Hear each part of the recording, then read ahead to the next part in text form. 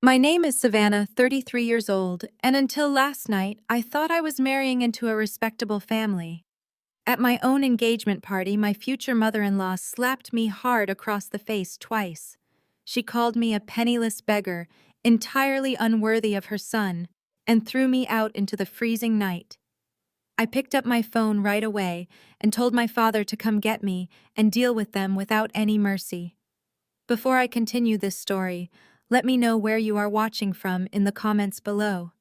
Hit like and subscribe if you have ever had to stand up to family who underestimated your worth. The evening at the elite Hamptons Country Club was supposed to be a celebration of love. Preston and I had been dating for 2 years. He was 35, charming, and supposedly came from a lineage of highly successful real estate developers. From the very beginning, I kept my own background quiet. I drive a reliable 5-year-old Honda. I wear unbranded, modest clothing. I never saw the point of flashing wealth or bragging about my assets. Camilla Preston's 62-year-old mother took my modesty as an invitation for endless calculated cruelty. Throughout our relationship, Camilla made her disdain clear through sharp actions rather than outright insults. She would purposefully seat me next to the kitchen doors during their lavish family dinners. She would hand me the coats of her wealthy friends when they arrived at her house, pretending she thought I was part of the hired catering staff. I tolerated it, believing that Preston's love was worth the discomfort of dealing with his arrogant mother. I assumed we would eventually set boundaries. I was entirely wrong. The engagement party was an extravagant affair, far beyond the intimate dinner Preston and I had initially agreed upon.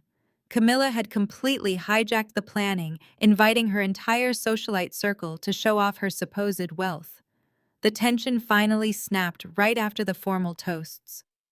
I was standing near a towering ice sculpture trying to catch my breath when Camilla marched up to me. Her face was flushed with expensive champagne and pure rage. She slammed a heavy leather billfold directly against my chest. "Pay it!" she demanded, her voice carrying perfectly over the string quartet playing in the background. I caught the leather folder before it hit the floor. Inside was the bar tab. $15,000 for vintage champagne I had never ordered and barely touched. I looked at the astronomical bill, then looked back at her in disbelief. "I am not paying for your guests' alcohol, Camilla. We agreed to a set budget for this event." Camilla's eyes narrowed into slits of pure venom. "You think you can walk into this family bringing absolutely nothing to the table?" she hissed, stepping so close I could smell the alcohol on her breath. "You drive a rusted piece of junk and buy your shoes off the rack. My son is lowering his high standards to save you from a pathetic, mediocre life. Put this on your credit card right now and prove you are not just a useless leech." I stood my ground, keeping my voice remarkably level despite the adrenaline flooding my veins. "I will not be extorted at my own engagement party." That was when the first slap landed. The sharp, violent crack echoed through the entire ballroom. The string quartet abruptly stopped playing. Guests turned their heads, their conversations dying instantly. Before I could even process the burning sensation spreading across my left cheek, she struck me again on the right side. "Penniless Honda driving nobody," she screamed, pointing a manicured finger toward the heavy mahogany doors. "Get out of my club right now." My ears were ringing. The entire room of wealthy elites stared at me in stunned, uncomfortable silence. I turned to Preston, fully expecting him to step between us to defend the woman he had asked to marry just 2 months ago. I waited for him to grab my hand and walk out with me in protest. Instead, Preston casually adjusted his tailored suit jacket. He took a slow, deliberate sip of his whiskey and sighed heavily. "Savannah, just stop making a scene and write the check," he said, sounding infinitely more annoyed than concerned. "You are embarrassing my mother in front of the board members." The betrayal hit me with the force of a physical blow, completely crushing the air from my lungs. This was the man who claimed to love me, prioritizing his mother's manufactured fragile ego over my basic dignity and physical safety. He did not know that my simple clothes and older car were a deliberate choice, a protective shield I used in my actual profession. I am a forensic accountant and a senior partner at a massive private equity firm on Wall Street. My entire job consists of dismantling corrupt financial empires and exposing white-collar criminals. I deal with ruthless predators for a living. And looking at Preston's apathetic face in that moment, I realized I had accidentally invited a parasite into my own home. I did not cry. I did not scream or throw a tantrum. I calmly reached for my left hand and slid the 3-carat diamond engagement ring off my finger. I held Camilla's furious gaze as I dropped the ring directly into her half-full glass of champagne. It sank to the bottom with a quiet, satisfying clink. "Keep it to pay the tab," I said, my voice steady and freezing cold. I turned my back on the entire room, refusing to look at Preston again, and walked out through those heavy mahogany doors into the freezing New York winter night. The moment the brutal cold air hit my face, my professional instincts entirely took over. I pulled out my phone and dialed my father, Jonathan. He is a 60-year-old self-made billionaire and the chairman of the very private equity firm where I serve as a senior partner. We have a specific, highly aggressive contingency plan designed exclusively for dealing with hostile corporate takeovers and severe threats. "Dad," I said as soon as he answered the phone, "come get me right now and execute Protocol Zero. Crush them all." I heard the immediate protective shift in his tone. "I am on my way, sweetheart." 10 minutes later, my father's sleek, black armored SUV pulled up to the country club entrance. I climbed into the heated leather back seat, wrapping my wool coat tight around myself as the driver sped us away from the absolute worst mistake of my life. My father handed me a cup of hot coffee, his jaw set in a hard, dangerous line that meant someone was about to lose everything. Just as I took my first sip of the warming coffee, my phone pinged with a high-priority digital alert. I pulled it out of my pocket, half expecting it to be a desperate text from Preston apologizing for his cowardice. It was an urgent fraud alert from my primary bank.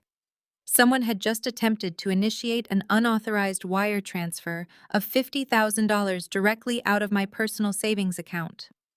The transaction was flagged and frozen because the user attempted to bypass security using the joint wedding vendor credentials Preston and I had set up just last week. Preston was not apologizing. He was trying to rob me blind while I was driving away. The notification on my phone illuminated the dark interior of the armored SUV, confirming the absolute rot at the core of the man I had almost married. Preston had actually tried to wipe out my personal savings account while I was walking out of the country club. He thought I was just a naive, middle-class woman who would be too distracted by the sting of his mother's slap to notice a digital theft. He was severely mistaken. I locked my phone screen and looked up at the rearview mirror. My father's driver was waiting for instructions. I told him to pull over at the all-night diner we were just passing on the edge of town. I needed a cup of black coffee and a brightly lit public place to watch the first phase of the fallout. My father squeezed my shoulder gently before I stepped out of the vehicle, his eyes promising absolute devastation for the people who had just humiliated his daughter. I walked into the diner, taking a seat in a worn vinyl booth near the back. The smell of cheap filter coffee and fried food was a sharp, grounding contrast to the suffocating scent of Camilla's expensive perfume that still lingered in my memory. I ordered a coffee and placed my phone flat on the table, watching the digital clock.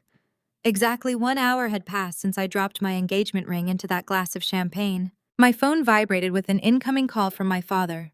His voice was calm, carrying the quiet authority of a man who moved billions of dollars before breakfast. "The trap is closed," he said softly. "I just received the report from the club manager. Camilla attempted to pay the $15,000 bar tab with her platinum card. It was declined. She tried 3 other cards. All declined. Preston tried his accounts. Frozen. Our firm just activated the immediate recall clause on their primary business loan. They owe $5 million by the opening of business on Monday, or we seize every single asset they possess. They have absolutely nothing left, Savannah." I thanked my father and ended the call, taking a slow, steady sip of my coffee. The diner door chimed loudly. I did not have to look up to know who had just walked in. The frantic, heavy footsteps slapping against the linoleum floor gave them away instantly. Preston and Camilla practically sprinted down the narrow aisle of the diner. They looked entirely different from the arrogant socialites who had mocked me just 60 minutes prior. Preston's expensive tailored suit jacket was unbuttoned and rumpled.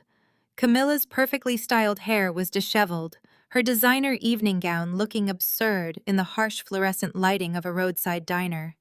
Panic radiated from them in waves. Savannah. Oh my God. Savannah. Preston gasped, slamming his hands down on my table. You have to fix this right now. There has been some kind of massive banking error. My mother's accounts. My accounts, the business lines of credit. Everything is locked. The club manager threatened to call the police over the unpaid tab. We had to leave my mother's Rolex as collateral just to walk out the door. I did not offer him a seat. I simply looked at him, letting the silence stretch until it became unbearable. Before Preston could speak again, Camilla threw herself forward. To the absolute shock of the waitress pouring coffee at the next table and the two truck drivers sitting at the counter, Camilla dropped hard onto her knees right on the sticky diner floor. She grabbed the edge of my table, tears streaming down her face, completely ruining her immaculate makeup. "Savannah, please!" Camilla wailed, her voice cracking with manufactured desperation. "You have to understand. It was just wedding stress. I was out of my mind with anxiety over the floral arrangements and the guest list. I did not mean those things I said. I did not mean to hit you. You are like a daughter to me. You know I love you. Please, you have to call whoever you called and stop this. We are family." I looked down at the woman who had struck my face twice, calling me a penniless beggar. Now she was quite literally begging at my feet in a cheap diner. The theatrical sobbing was impressive, but her eyes were darting around frantically, calculating, trying to figure out how a woman in a 5-year-old Honda could suddenly freeze a multi-million-dollar real estate portfolio. "Get up, Camilla," I said, my voice completely devoid of emotion. "You are embarrassing yourself in front of the diner staff." Preston reached across the table, trying to grab my hand. "Baby, please. I do not know what kind of connections you have, but you are taking this too far. It was just a misunderstanding. Come back to the house. We will sort this out. We are getting married." I pulled my hand back sharply. "We are not getting married, Preston. And this is not a misunderstanding. This is a foreclosure." I picked up my phone and turned the screen toward him. I had the bank security alert pulled up, displaying the exact timestamp, the IP address, and the amount. $50,000. "Did you really think I would not get a fraud alert the second you tried to drain my savings account?" I asked, watching the last drop of color drain from his face. "You sat there drinking your whiskey, letting your mother slap me across the face, knowing you were about to rob me blind, using the joint wedding vendor credentials." Preston opened his mouth, stammering, trying to form an excuse, but his vocal cords completely failed him. He took a staggering step backward, realizing that I knew absolutely everything. "Your mother's business debt was acquired by Oceanside Equity 3 months ago." I continued, speaking with the precise surgical tone I used in the boardroom. "I am a senior partner at Oceanside. Your loan is in default. The total balance of $5 million is due Monday morning. When you fail to pay, I will personally sign the documents to liquidate your home, your cars, and your entire pathetic facade." The fake tears stopped instantly. The loud sobbing cut off as if someone had flipped a switch. Camilla slowly released her grip on the edge of my table. The desperate weeping victim vanished entirely, replaced by the vicious calculating predator I had always known was hiding underneath. She pushed herself up from the dirty linoleum floor. She took her hands and slowly, deliberately dusted off the knees of her expensive designer gown. She looked down at me, her face twisting into a mask of pure, unfiltered malice.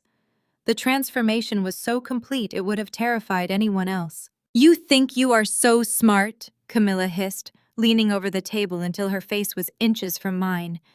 "You think you can just walk in here and ruin us over a few hurt feelings? You have no idea who you are dealing with. I know the most powerful people in this state. I will crush you. I will destroy your reputation, your career, and your entire life before the sun even comes up." She grabbed Preston by the arm, her nails digging into his expensive suit. "Come on, Preston. We are leaving. We are going to show this little nobody what happens when you threaten real power." The sun had not even crested the Manhattan skyline when my secondary phone began to vibrate violently against the marble nightstand. I sat up in my penthouse bed and reached for the device. The screen was flooded with hundreds of notifications. Camilla had made good on her threat with frightening speed. I opened my primary social media application and found my own face staring back at me under a locally trending hashtag. Bethany Preston's younger sister had orchestrated a masterful and entirely fictitious public relations strike. She had posted a high-definition video of herself sitting on the edge of a plush velvet sofa, holding her mother's hand. Camilla sat beside her, dabbing at her dry eyes with a silk tissue. On Camilla's right cheek was a perfectly applied smear of dark purple makeup, meant to look like a severe bruise. In the video, Bethany spoke directly to the camera with a trembling, tearful voice. She claimed that her family had welcomed a penniless, unstable woman into their home with open arms. She told her thousands of wealthy followers that I was a deranged gold digger who had snapped when I was denied a $15,000 shopping spree at the country club. Bethany explicitly stated that I had violently assaulted her defenseless older mother before fleeing into the night. The comment section was an absolute bloodbath. High society socialites and trust fund heirs were calling for my immediate arrest. But the true venom of their strategy lay in the caption. Bethany had deliberately tagged a mid-level corporate accounting firm located in downtown Brooklyn, demanding that they immediately terminate my employment due to my violent and criminal behavior. They thought they were ruining my livelihood. They had absolutely no idea that the Brooklyn firm was nothing more than a decoy employer, a shell company owned by my father's private equity conglomerate. I used it as a cover story to keep fortune hunters like Preston from discovering my actual net worth and my position on Wall Street. I watched Bethany's fake crying video a second time, feeling nothing but a cold, calculated calm. They had chosen to fight a forensic accountant using a public digital footprint. It was like bringing a water balloon to a nuclear launch site. Just as I set my phone down to brew a pot of coffee, a highly secure encrypted messaging application on my primary work tablet chimed. Only a handful of people in the global financial sector had the clearance to reach me on that specific network. I unlocked the screen. The message contained no greeting, just a set of coordinates and a brief instruction. They are far worse than you think. Meet me at the Century Tower parking garage, level 4. Bring a secure drive. Come alone. I recognized the digital signature attached to the encryption key. It belonged to Andre. He was the brilliant tax auditor who had married Bethany 5 years ago. I threw on a dark cashmere coat, grabbed my encrypted tablet, and took the private elevator down to the basement garage. 20 minutes later, I steered my unassuming Honda into the shadowy depths of the Century Tower parking structure. On the 4th level, a sleek silver sedan flashed its headlights twice. I pulled up next to it and cut the engine. Andre stepped out of the driver's side door. The crisp morning air highlighted the deep bags under his eyes. He was a 34-year-old African-American man who carried himself with immense dignity. But today, he looked like a man who had not slept in a week. I stepped out of my car and leaned against the door. I expected Andre to ask me about the slap or the video his wife had just posted. Instead, he reached into his heavy wool overcoat and pulled out a solid titanium flash drive. "I am done, Savannah," he said, his voice echoing in the empty concrete structure. "I am completely done playing the grateful diversity hire for that family." He walked over and handed me the heavy piece of metal. "For 5 years I have swallowed my pride." Andre continued, staring a hole through the concrete wall. "Camilla asks me to serve drinks when her old money friends come over. She makes quiet, vile jokes about my background. Bethany ignores my input on everything regarding our own children. They think because I came from a working-class neighborhood, I should bow down and kiss the ground they walk on just for the privilege of sitting at their dinner table. They treat me like a prop in public and a servant in private. But they forgot one crucial detail." I looked down at the flash drive in my hand and then back up at him. "They forgot that you are the one who audits their books." Andre gave a sharp, bitter laugh. "Exactly. They handed me the keys to their financial kingdom because they thought I was too stupid to understand the leverage they were giving me. I have spent the last 3 months secretly compiling every single ledger, every hidden offshore account, and every dirty transaction Camilla has executed for the past decade. I plugged the titanium drive directly into my secure tablet right there on the hood of my car. I bypassed the encryption and opened the master file. My eyes scanned the scrolling columns of data. The scale of the corruption was staggering. Camilla was not just mismanaging a real estate firm, she was running a massive, sophisticated shell game. She had been actively embezzling millions of dollars from a children's medical charity she chaired, funneling the money through fake vendor invoices to pay for her country club memberships, her designer clothes, and her son's luxury cars. "I am filing for divorce this morning," Andre said, his voice dropping to a dangerous whisper. "I have already secured my children at my mother's house. I want you to burn their empire to the ground, Savannah. But my kids need to be safe first. Do not worry about the business," I told him without looking up from the screen. My firm called in Camilla's $5 million loan last night. The foreclosure proceedings begin on Monday. They are already finished. Andre shook his head slowly, stepping closer to me. The harsh fluorescent lighting above us cast long shadows across his face. "You do not understand, Savannah," he said, his tone chilling my blood. "The $5 million loan is just surface noise. They are drowning in way more debt than that." Open the folder labeled Preston. I tapped the screen and opened the file. A series of heavily redacted bank documents appeared. Andre looked me dead in the eye. "Preston did not just try to steal $50,000 from your savings last night. He has been planning a much larger exit strategy for months. When you gave him your personal information for the wedding vendor contracts, he did not just use it to access your bank.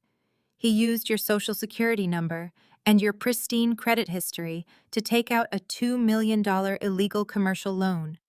He funneled the cash to cover his mother's embezzlement tracks before the charity board could order their annual audit." I stared at the screen as the horrifying reality of the trap closed around me.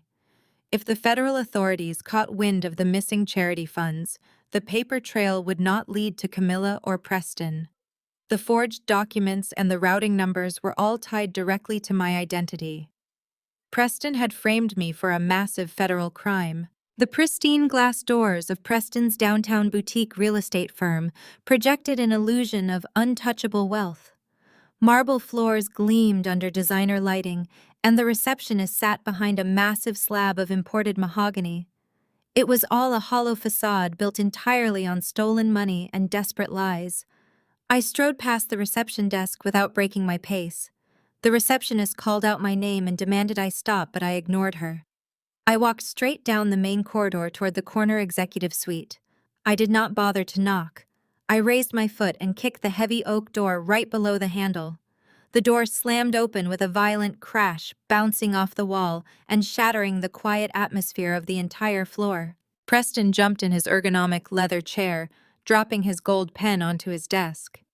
He looked up, his face a mixture of shock and immediate irritation. He quickly smoothed his silk tie, attempting to project the calm, arrogant authority he always used to make me feel small. "Savannah, what on earth is wrong with you?" he demanded, standing up and gesturing toward the open door. "You cannot just barge into my place of business like a maniac. Close the door before my staff sees you acting like this." I walked right up to his immaculate glass desk and threw the thick stack of papers I had printed from Andre's flash drive directly into his face. The pages scattered across his keyboard, fluttering to the floor. The top document landed right side up, displaying the unmistakable header of a $2 million commercial loan application. Right below the loan amount was my name, my personal social security number, and a flawless digital forgery of my signature. Preston looked down at the document. For a fraction of a second, absolute panic flashed in his eyes. The color drained from his face as he realized his ultimate secret was lying on his desk. But Preston was a master manipulator raised by a woman who lied for sport. His panic vanished instantly, replaced by a smooth, patronizing smile. He walked around the desk, holding his hands up in a placating gesture, using the exact soft, condescending tone he always used when he wanted to convince me I was losing my mind. "Sweetheart, you are completely overreacting," he said, stepping close enough that I could smell his expensive cologne. "You are looking at this all wrong. We are getting married. We are building a life together. What is mine is yours, and what is yours is ours. I was simply securing our future." I stared at him, my expression completely blank.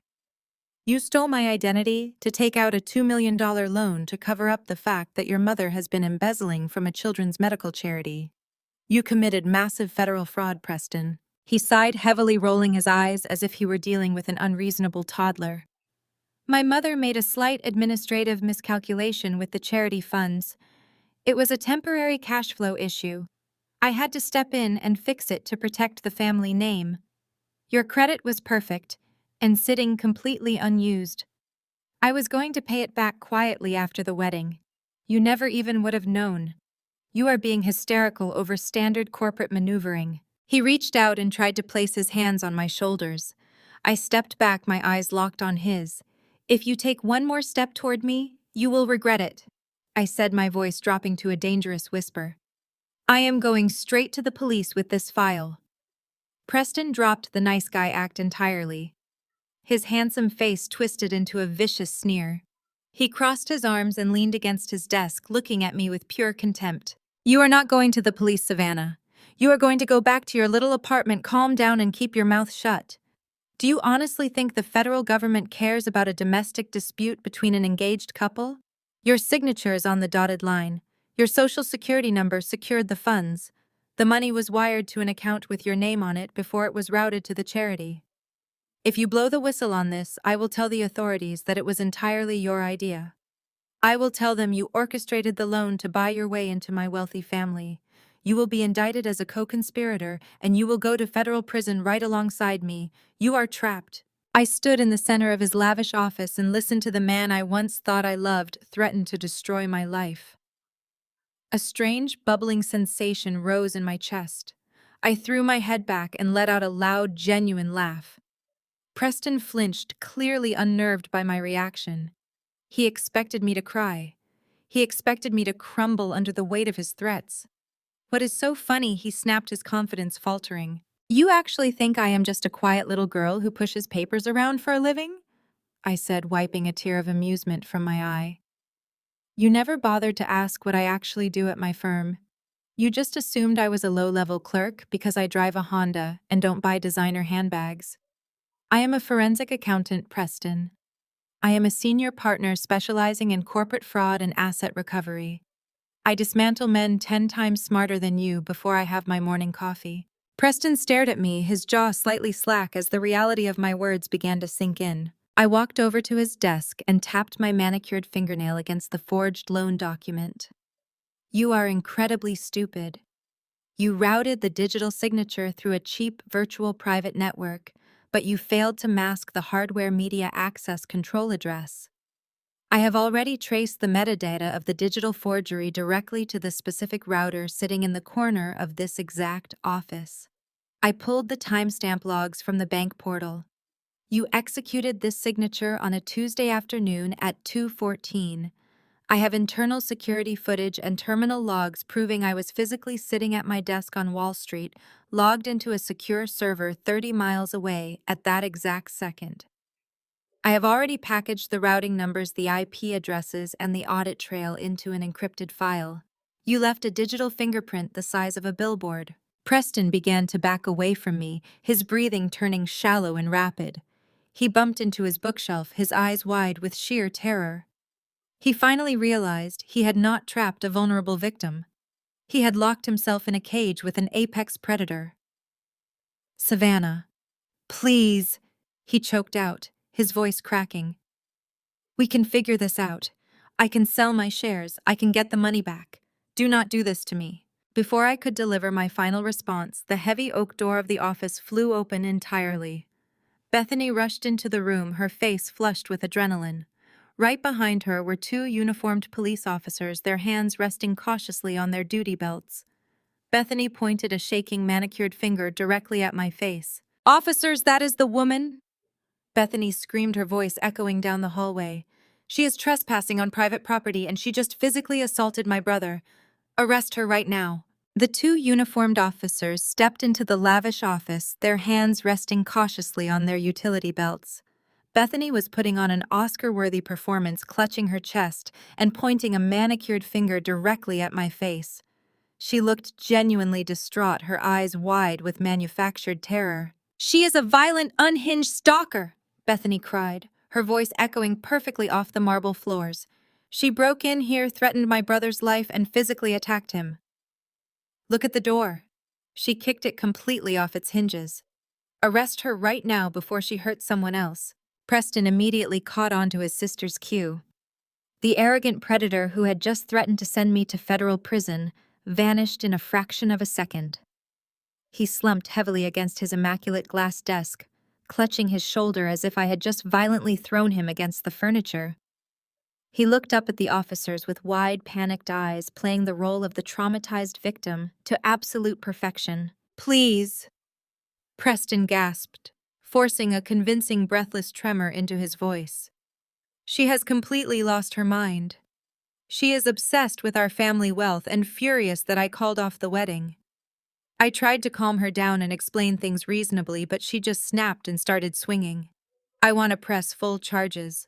The taller of the two officers stepped toward me, pulling a heavy pair of steel handcuffs from his belt. His expression was stern and unyielding. "Ma'am, I need you to turn around and place your hands behind your back," he ordered, his tone leaving absolutely no room for negotiation.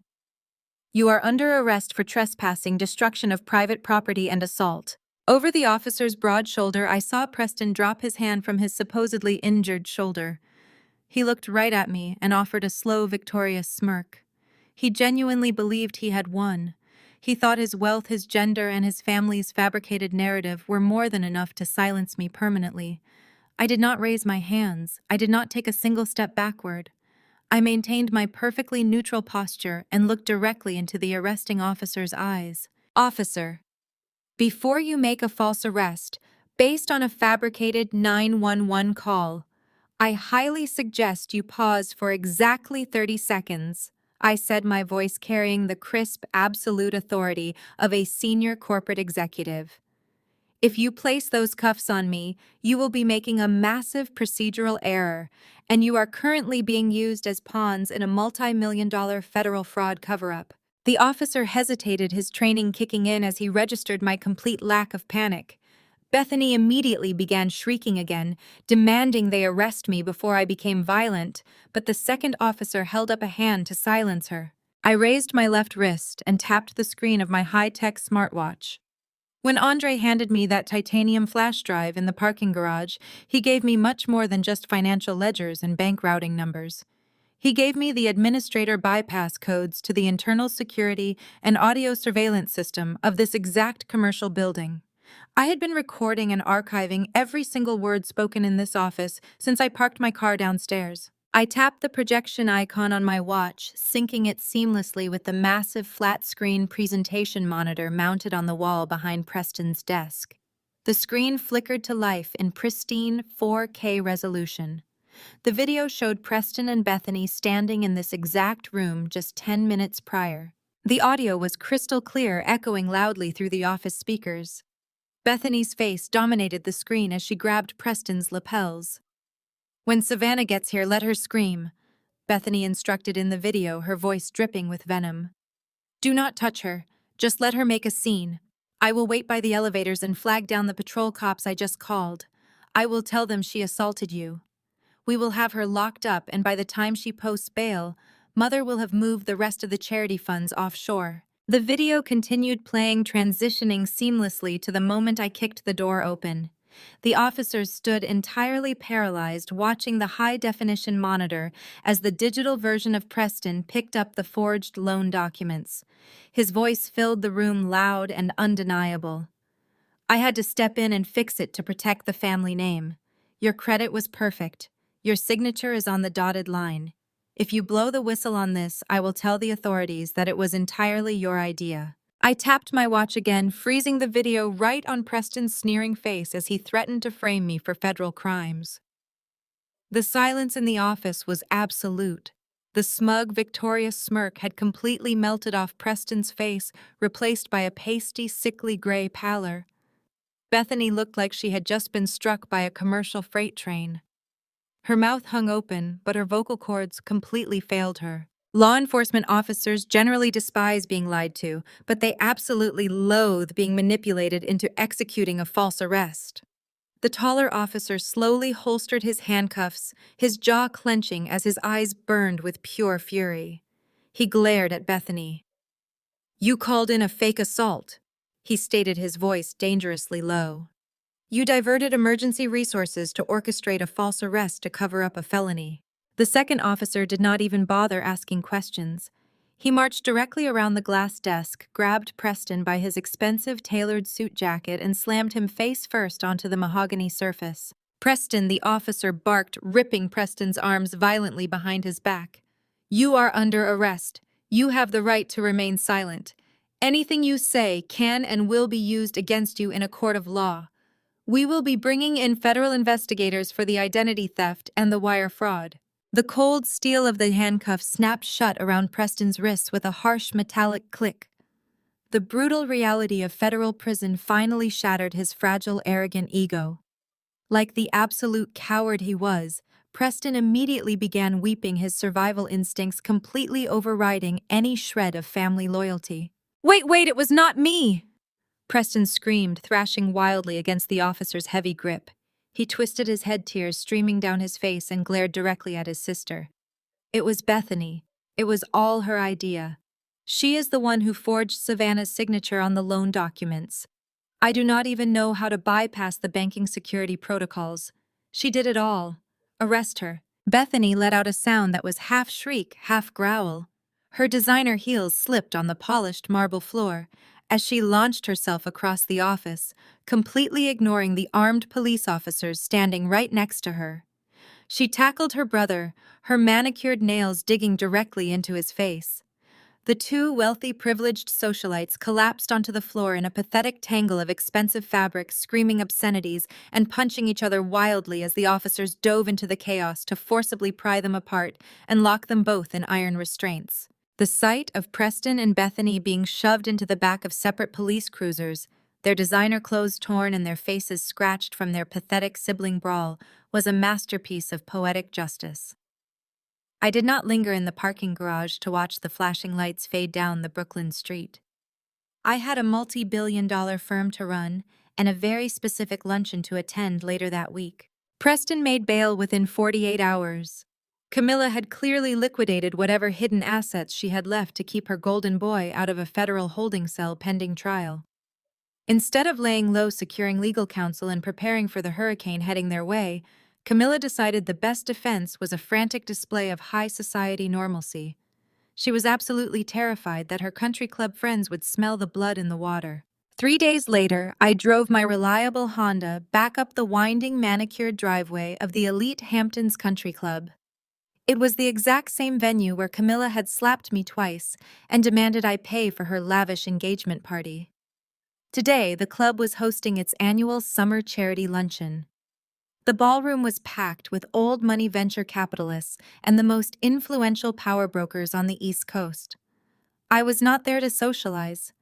I was scheduled to finalize a massive corporate merger with a client who preferred the privacy of the club's VIP dining section. I wore a simple, unbranded navy shift dress and carried a basic leather portfolio.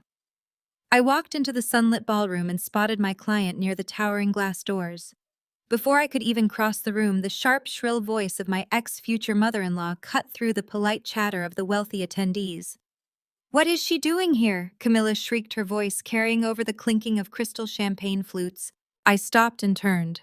Camilla was marching toward me, her face flushed with a mixture of panic and furious indignation. She was flanked by 3 of her wealthy socialite friends, desperately trying to project an image of absolute authority. She pointed a shaking, diamond-encrusted finger directly at my chest.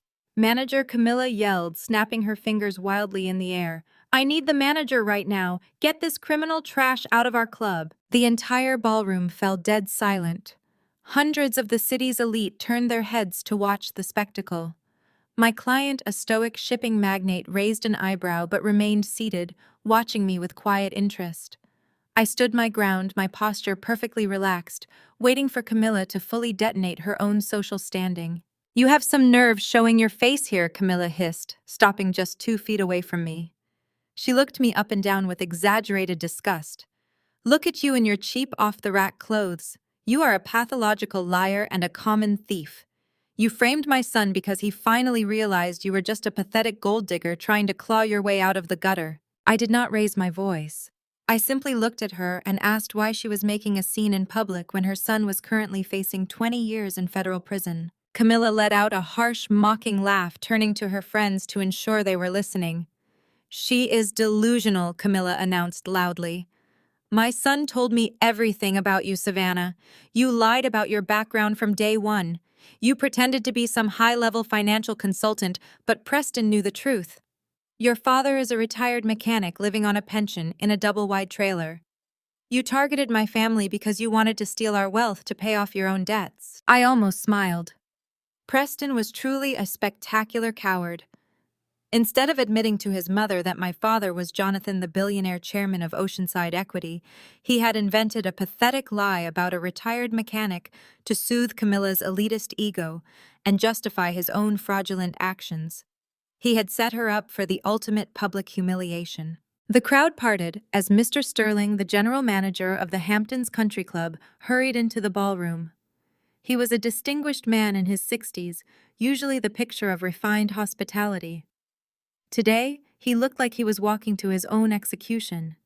He was sweating profusely, dabbing his forehead with a handkerchief, and his hands were trembling visibly. Camilla turned to him with a triumphant sneer. "Mr. Sterling! Thank goodness! Call security immediately. I want this mechanic's daughter arrested for trespassing and thrown off the premises. She is harassing club members." Mr. Sterling stopped walking. He did not look at Camilla. He did not reach for his radio to call security. Instead, he turned his body directly toward me, straightened his posture, and bowed slightly at the waist. "Good afternoon, ma'am," Mr. Sterling said, his voice shaking but incredibly respectful. "Your usual private suite is prepared for your meeting. Can I get you anything else before you sit down?" Camilla's jaw dropped so hard it practically unhinged.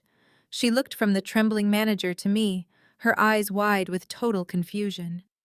"Mr. Sterling, are you deaf?" Camilla screeched. "I told you to throw her out. I am a founding member of this club." I stepped forward, closing the distance between Camilla and myself. I looked down at her with the cold, precise detachment of an auditor reviewing a bankrupt ledger.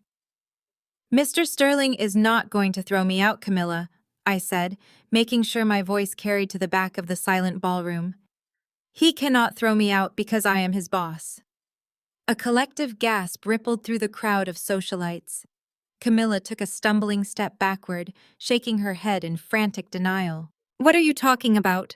Camilla stammered, her voice losing all its power. "That is impossible. Oceanside Equity acquires distressed assets," Camilla, I explained calmly. "When your family's real estate business defaulted on the $5 million loan, this week my team began liquidating your portfolio.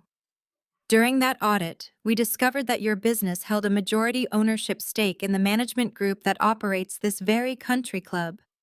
Since your assets were seized by my firm, that management group now belongs to Oceanside. As a senior partner, I legally own the ground you are standing on." Camilla looked like all the air had been sucked out of her lungs. Her socialite friends immediately took 3 large steps away from her, distancing themselves from the toxic fallout. She looked around the room, realizing that every single person she had spent her life trying to impress was currently watching her absolute destruction. I opened my simple leather portfolio and pulled out a single sheet of paper. It was an itemized invoice. Furthermore, I continued my tone completely ruthless.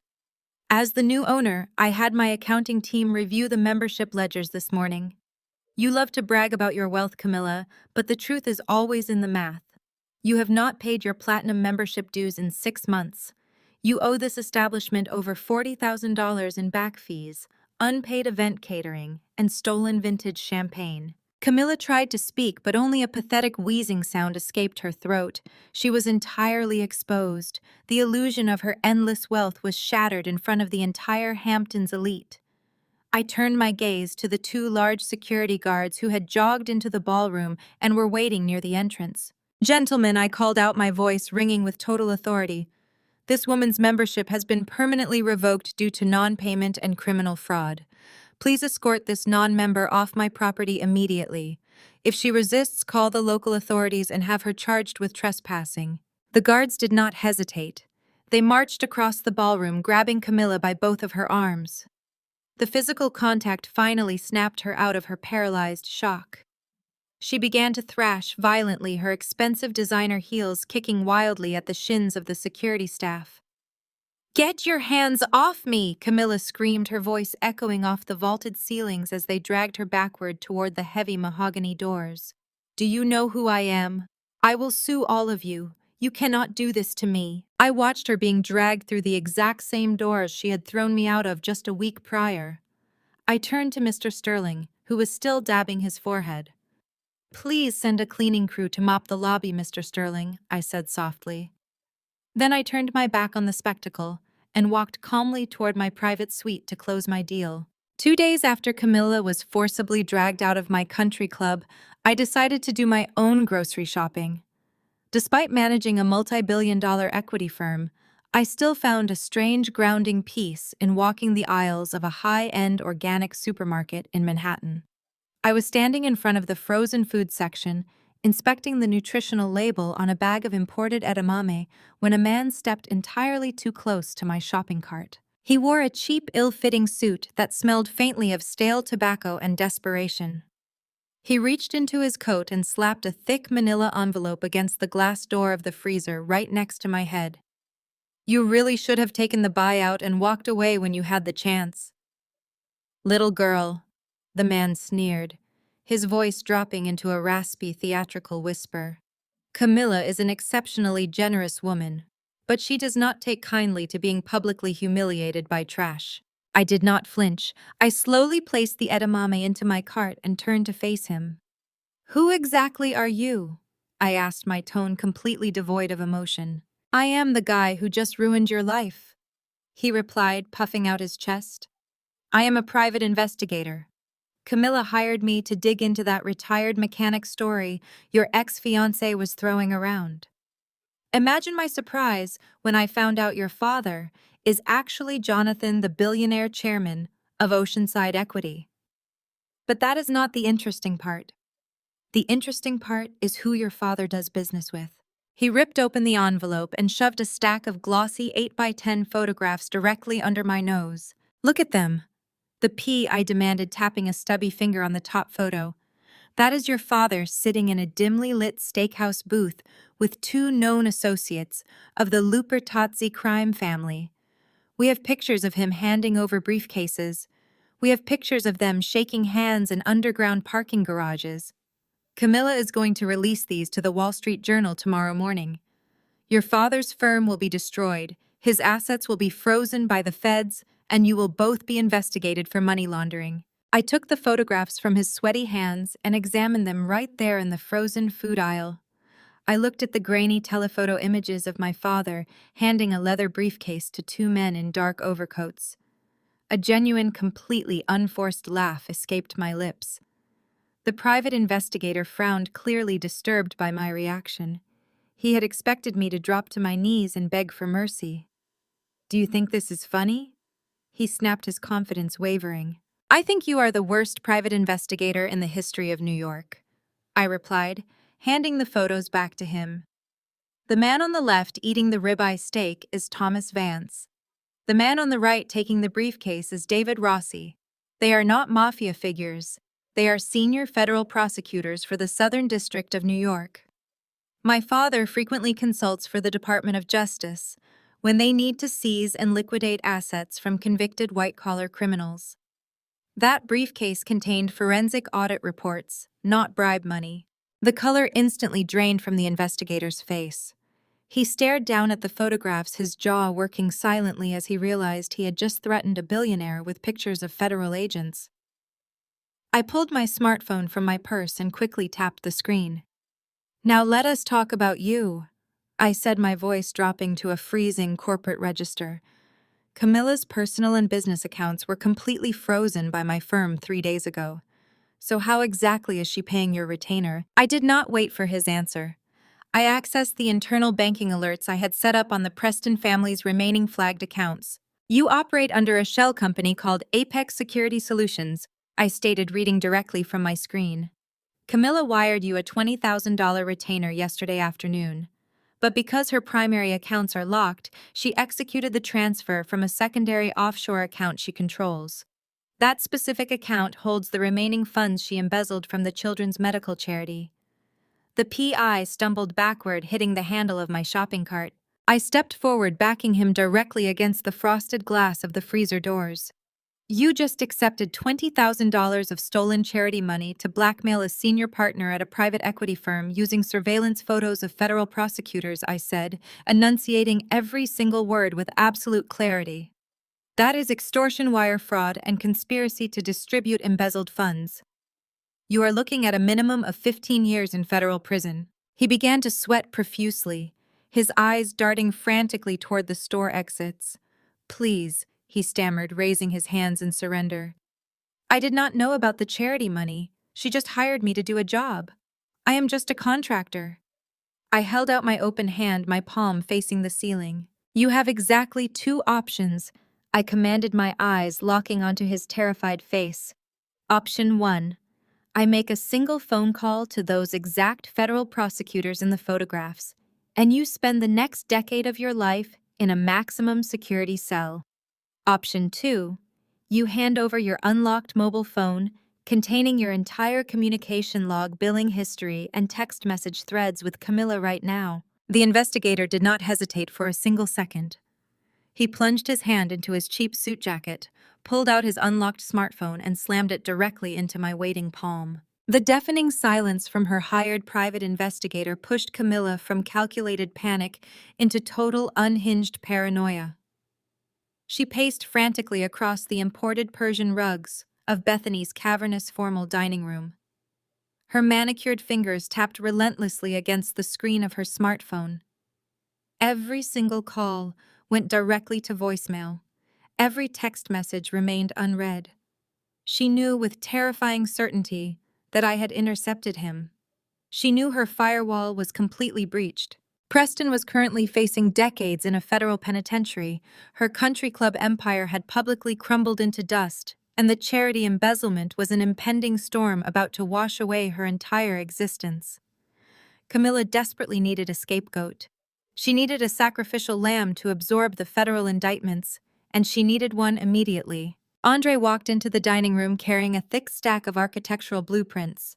He was a brilliant, hard-working structural engineer who had spent the last 8 years building a life with Bethany. He had endured Camilla's thinly veiled condescension and passive-aggressive remarks for the sake of his 2 young children. Camilla stopped pacing. She stood tall, her eyes narrowing as she locked onto him. The mask of polite high society tolerance she usually wore around her son-in-law completely evaporated, revealing the vicious elitist hiding underneath. "You did this," Camilla hissed, pointing a trembling accusatory finger directly at Andre's chest. "You leaked the internal banking details to Savannah." Andre stopped walking slowly, lowering the heavy blueprints onto the dining table. He looked at his mother-in-law with absolute, unyielding calm. "I have no idea what you are talking about, Camilla," he replied, refusing to take the bait. Bethany marched into the room, her arms crossed defensively over her chest. She stood directly beside her mother, presenting a united hostile front against the father of her children. "Do not lie to us, Andre," Bethany snapped, her voice devoid of any warmth or spousal loyalty. "You are the only one outside the bloodline who had access to the main server passwords. You handed Preston over to that corporate sociopath." Camilla took a heavy step closer, her voice dripping with generations of ingrained toxic poison. "I told Preston we never should have let you into the family business. Old money requires absolute loyalty, and your kind simply cannot be trusted with it. You resent our wealth. You resent our lineage. You sold us out because you will always be a jealous outsider trying to tear down your betters." Andre's jaw clenched tight. The racist undertones were no longer subtle microaggressions whispered over holiday dinners. They were fully weaponized declarations spoken directly to his face. He looked at his wife, waiting for her to step up and defend him. Bethany simply stared back, her expression hard and utterly uncompromising. She had chosen her side. "Sign this," Camilla ordered. She pulled a freshly printed legal document from her designer portfolio and slapped it aggressively onto the dining table. Andre read the bold heading. It was a drafted, legally binding confession.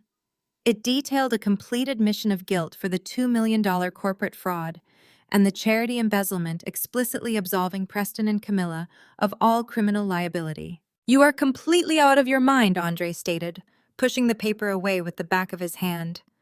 "I am not taking the fall for your federal crimes." Camilla leaned over the table, her eyes wide and manic. "You will sign it, Andre. If you refuse, Bethany will file for immediate divorce tomorrow morning. We will use the family trust to hire the most vicious legal team in the state. We will bury you in endless litigation, destroy your engineering license by manufacturing malpractice suits, and ensure you never see your children again. We will take full exclusive custody and we will erase you from their lives." Andre looked between the two women. The threat was absolute. They were entirely willing to destroy a good man and rip a father away from his children just to save their own skin. "I need time to read this over," Andre said, keeping his voice dangerously quiet to mask his rising fury. "I will give you my answer tonight." He turned his back on them, walked straight out the front door, and got into his car. He did not drive to a defense attorney. He drove directly to the downtown glass high-rise that housed Oceanside Equity. I was sitting in my corner office, actively extracting the digital communication logs from the private investigator's confiscated phone when my receptionist buzzed my desk to announce Andre's arrival. I instructed her to send him in immediately. Andre walked into my office and closed the heavy acoustic glass door securely behind him. He looked exhausted, but his eyes burned with a cold, relentless clarity. He walked straight up to my desk and reached into his interior jacket pocket. He pulled out a heavy encrypted solid-state hard drive and set it down firmly on the polished wood surface. I looked at the drive, then up at him. "What is this?" "This is the nuclear code," Andre said, taking a seat opposite my desk. "Camilla just demanded I sign a false confession taking the fall for Preston's fraud. She threatened to destroy my career and take my kids away permanently. She looked me right in the eye and told me my kind could not be trusted." I felt a cold wave of absolute disgust wash over me. Camilla's desperation had turned her into a cornered, rabid animal. "I have spent 8 years pretending not to hear their insults." Andre continued, his voice steady and resolute. "I endured the condescension because I wanted a stable family for my children. But they do not see me as family. They think I am just the diversity hire. They think I am weak." He reached forward and tapped the encrypted drive sitting on my desk. "That drive contains the master ledger for Camilla's offshore tax evasion," Andre explained. "Every single hidden account in the Cayman Islands. Every shell corporation she used to funnel untaxed real estate profits away from the IRS. It proves she has been defrauding the federal government for over a decade. It is enough to seize every remaining asset she holds and put her in a federal penitentiary for the rest of her natural life." I pulled the drive toward me, my mind instantly calculating the devastating impact this data would unleash. It was the absolute kill shot. "They think I am just the diversity hire," Andre said coldly. "Burn them to the ground, Savannah, but my kids need to be safe first. Bethany and Camilla will try to use them as leverage the second the feds knock on their door. I need to know my children are protected before you pull the trigger." I looked at the man who had just handed me the keys to his oppressor's destruction. I leaned forward and locked eyes with him. "I will deploy my firm's entire legal department to secure emergency custody for you by tomorrow morning. I promised my tone an unbreakable vow. We will freeze their trust funds so they cannot hire the lawyers they threatened you with. Your kids will be safe, Andre, and Camilla will lose absolutely everything." The walls of Preston's carefully curated reality were collapsing faster than he could comprehend. He was out on bail wearing an ankle monitor and staring down the barrel of a multi-decade federal prison sentence. Camilla was completely unhinged after her public expulsion from the country club, and Bethany was in hysterics because her husband had simply vanished. It did not take a genius for Preston to connect the dots. Andre was the only person outside the immediate bloodline who knew the intricacies of the offshore accounts. Andre had the master ledger. And Andre had taken it straight to the one person actively dismantling the family empire piece by piece. Preston knew the feds were still building their case. If he could secure that encrypted hard drive and destroy it, he could eliminate the physical evidence of his mother's tax evasion and potentially force Savannah to drop the identity theft charges through sheer terror. He was not thinking like a corporate executive anymore. He was thinking like a cornered animal. He liquidated the last of his personal emergency cash and hired 2 private security enforcers from a less than reputable firm. These were not men who wore suits and carried clipboards. They were heavy, silent men who broke bones for a living. Preston gave them a single address. It was the modest third-floor walk-up apartment in Queens where Savannah had lived during their entire relationship. It was the place he had always loathed visiting, the cheap rental that convinced him she was nothing but a desperate low-level clerk trying to marry into his wealth. Preston and his hired muscle bypassed the broken security intercom at the front of the aging brick building. They climbed the narrow, dimly lit stairwell, their heavy boots thudding against the scuffed linoleum. Preston was sweating through his jacket, his heart hammering against his ribs. He felt a surge of violent anticipation. He was going to corner her in that pathetic little apartment, let his men tear the place apart, and take back control of his life. They reached the 3rd floor and stopped in front of door number 3B. Preston nodded sharply to the larger of the 2 thugs. The man did not bother trying the handle. He took a single step back and drove the heel of his heavy combat boot directly into the space right next to the deadbolt. The cheap wooden door splintered instantly, the lock tearing through the doorframe with a loud, violent crack. The door slammed open, rebounding off the interior wall. Preston rushed inside, his adrenaline surging. "Grab her!" he shouted, pointing toward the back hallway. "Tear this place down to the studs if you have to. Find that drive." The 2 enforcers fanned out instantly, their hands reaching inside their jackets for their weapons. They kicked open the bathroom door, smashed through the bedroom entryway, and ripped open the sliding closet doors. Preston stood in the center of the small living room, breathing heavily, waiting for the inevitable scream of terror. But the scream never came. The apartment was entirely silent. One of the thugs walked back into the living room, looking confused. "Boss, there is nobody here," the man grunted. "There is nothing here at all." Preston blinked, his manic energy faltering. He looked around the space for the first time since bursting through the doorway. The thug was right. The apartment was completely empty.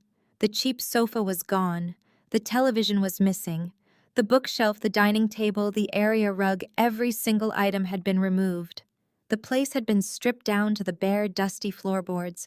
It looked like nobody had lived there for weeks. "No," Preston muttered, pacing frantically in a tight circle. "She has to be here. This is her home. She cannot afford to live anywhere else." Then he saw it. Sitting directly in the center of the completely empty living room floor was a single sleek silver laptop. Its power indicator light was glowing a soft, steady white in the dim room. Preston let out a sharp bark of laughter. He genuinely believed she had fled in a panic and left her workstation behind. He lunged forward and dropped to his knees, grabbing the device. He flipped the screen open, his fingers hovering over the keyboard, fully expecting to see a password prompt blocking him from the financial files. Instead, the screen flickered and immediately expanded into a crystal-clear, high-definition video feed. Preston stared at the monitor in absolute shock. I was looking right back at him. I was not sitting in a cheap Queens apartment or hiding in a panic. I was sitting comfortably in a plush leather wingback chair. Behind me, floor-to-ceiling windows showcased a breathtaking panoramic view of the Manhattan skyline from my actual multi-million-dollar penthouse suite. I was holding a crystal glass of sparkling water, looking down at the camera lens with an expression of total, unyielding boredom. "Hello, Preston." My voice echoed out of the laptop speakers, sharp and perfectly calm. "I see you brought friends." Preston stared at the screen, his mouth opening and closing as his brain completely short-circuited. He looked at the luxurious penthouse on the monitor, then back at the empty, pathetic apartment he was kneeling in. The illusion I had maintained for 2 entire years finally shattered right in front of his face. "You actually thought I still lived in that manufactured decoy apartment?" I said, taking a slow sip of my water. "You never bothered to look past your own arrogant assumptions. You just saw what you wanted to see. I terminated that lease the exact same day I left your ring on your kitchen counter." "Give me the hard drive," Savannah Preston snarled, leaning close to the camera, spit flying from his lips. You have no idea what these men will do to you when I find you. I leaned forward in my leather chair, my eyes locking onto his. I know exactly what they will do, I replied, my tone dropping to a dangerous, icy register. But they are not going to find me, and you are out of time. I tapped a key on my end, and the screen split in two. The left side showed my face. The right side displayed a live multi-angle security feed of the hallway outside the Queen's apartment, the stairwell, and the front entrance of the building. Did you really think a senior partner specializing in forensic asset recovery would just leave a laptop sitting on an empty floor by accident? I asked, allowing a thin, mocking smile to touch my lips. That device is hardwired into the building's router. Smile, Preston. You are currently live streaming directly to the local precinct of the New York Police Department. Preston's face drained of all color. He scrambled backward, dropping the laptop onto the floorboards as if it had suddenly caught fire. You broke into a private residence, I stated, listing off the charges with lethal precision. You brought armed accomplices. You orchestrated a targeted burglary to intimidate a federal witness. And most importantly, you just violated every single condition of your supervised bail release. The two hired thugs did not wait around to hear the rest of my speech. They took one look at the security feeds on the screen, realized they had walked directly into a high-level trap, and sprinted for the broken doorway. Preston tried to stand, his chest heaving with sheer panic, but his legs refused to hold his weight. Through the open window of the empty apartment, the heavy, distinct wail of police sirens began to echo down the street. The sound grew louder and more piercing with every passing second, converging from multiple directions. Red and blue lights began flashing frantically against the brick walls outside. You wanted to play games with old money, Preston.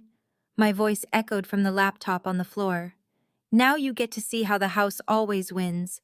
The NYPD arrived at my former Queen's apartment in under 3 minutes. Through my laptop's live feed, I watched with absolute satisfaction as 4 heavily armed officers stormed the empty room, pinning Preston and his hired muscle to the dusty floorboards. Preston screamed my name, thrashing against the zip ties, cutting into his wrists, but his arrogant threats were entirely useless now. By breaking his bail conditions to orchestrate a targeted break-in, he had effectively sealed his own fate.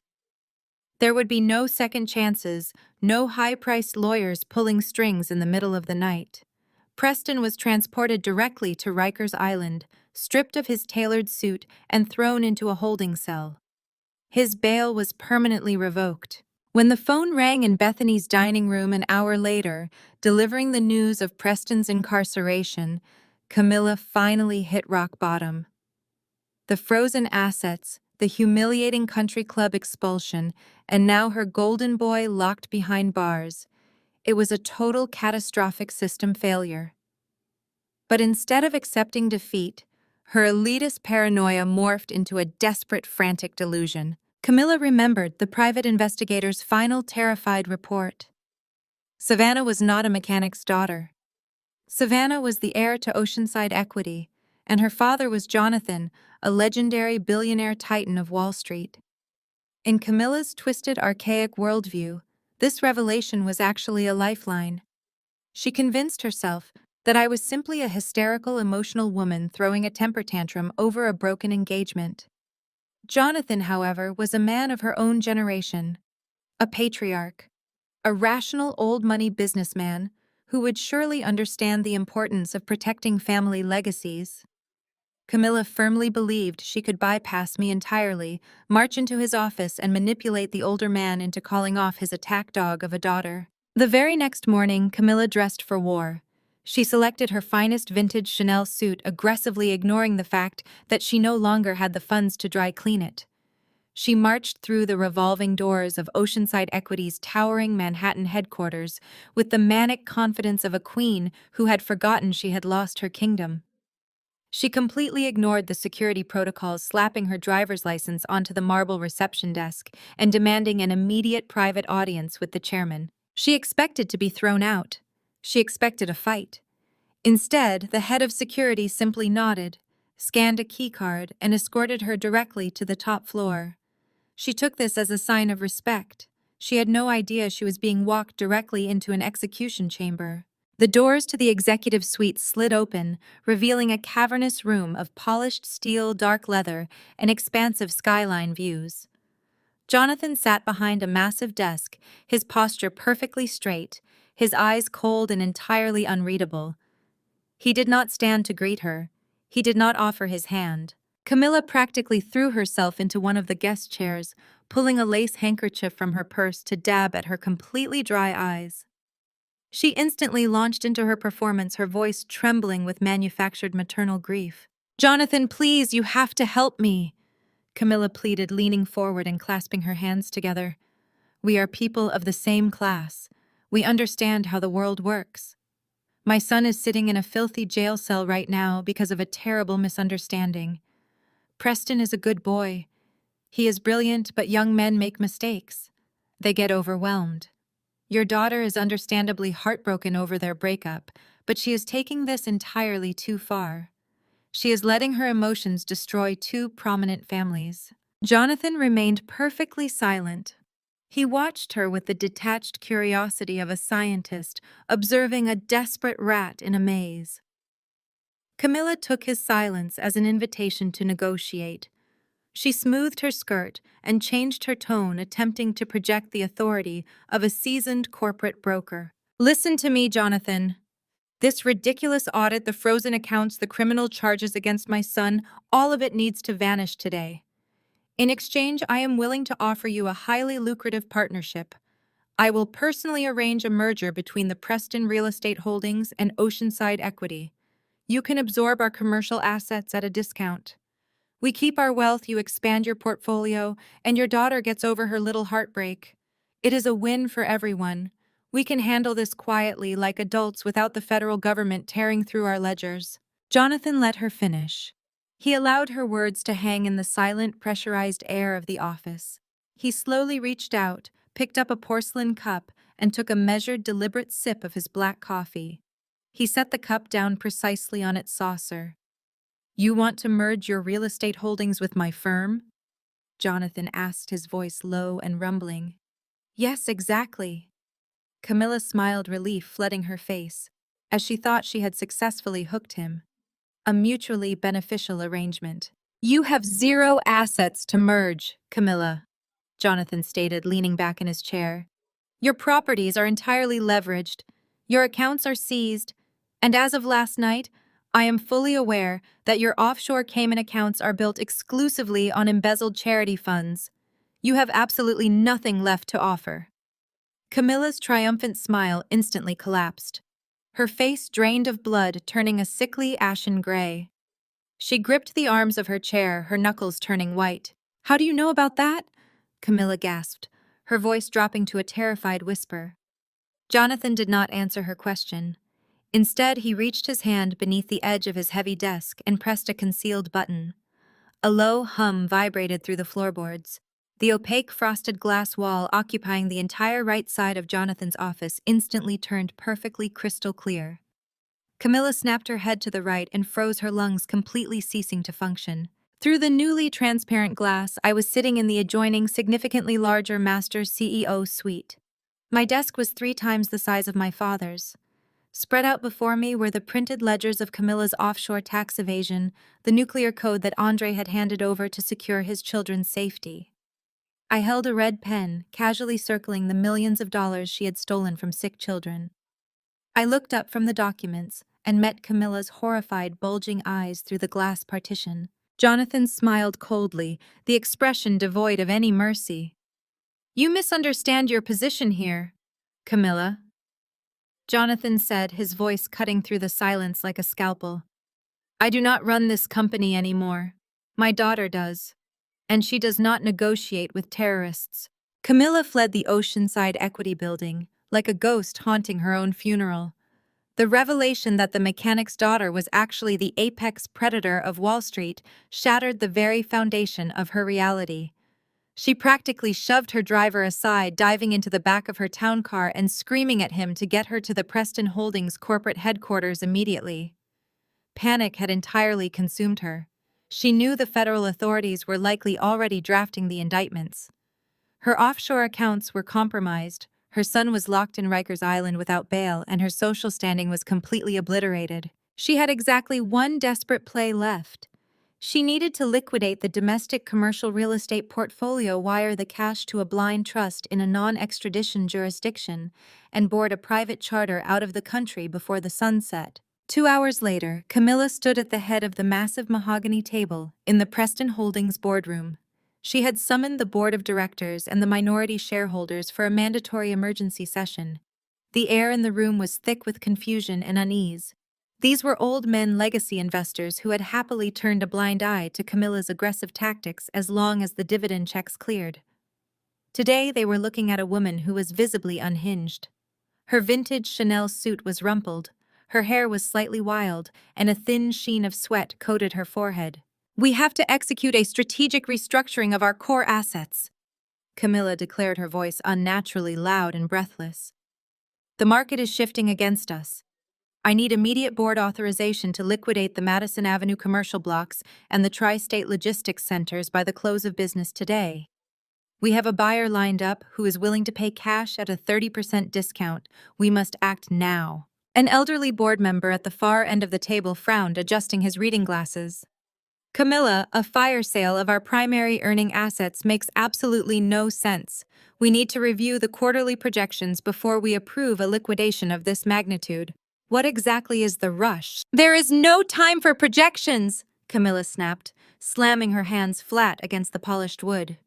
"I am the chairwoman of this company, and I am telling you that if we do not liquidate these assets today, we will lose everything. You need to vote to authorize the sale right this second." The heavy double doors of the boardroom swung open with a resounding crash that echoed off the vaulted ceiling. Camilla froze, the breath catching in her throat. I walked into the room, my posture perfectly relaxed, my expression carved from ice. I was flanked by Andre, who stood tall and completely unapologetic. Behind us marched a phalanx of 4 corporate attorneys, each carrying a heavy leather briefcase. The sheer, overwhelming presence of my team sucked the remaining air out of the room.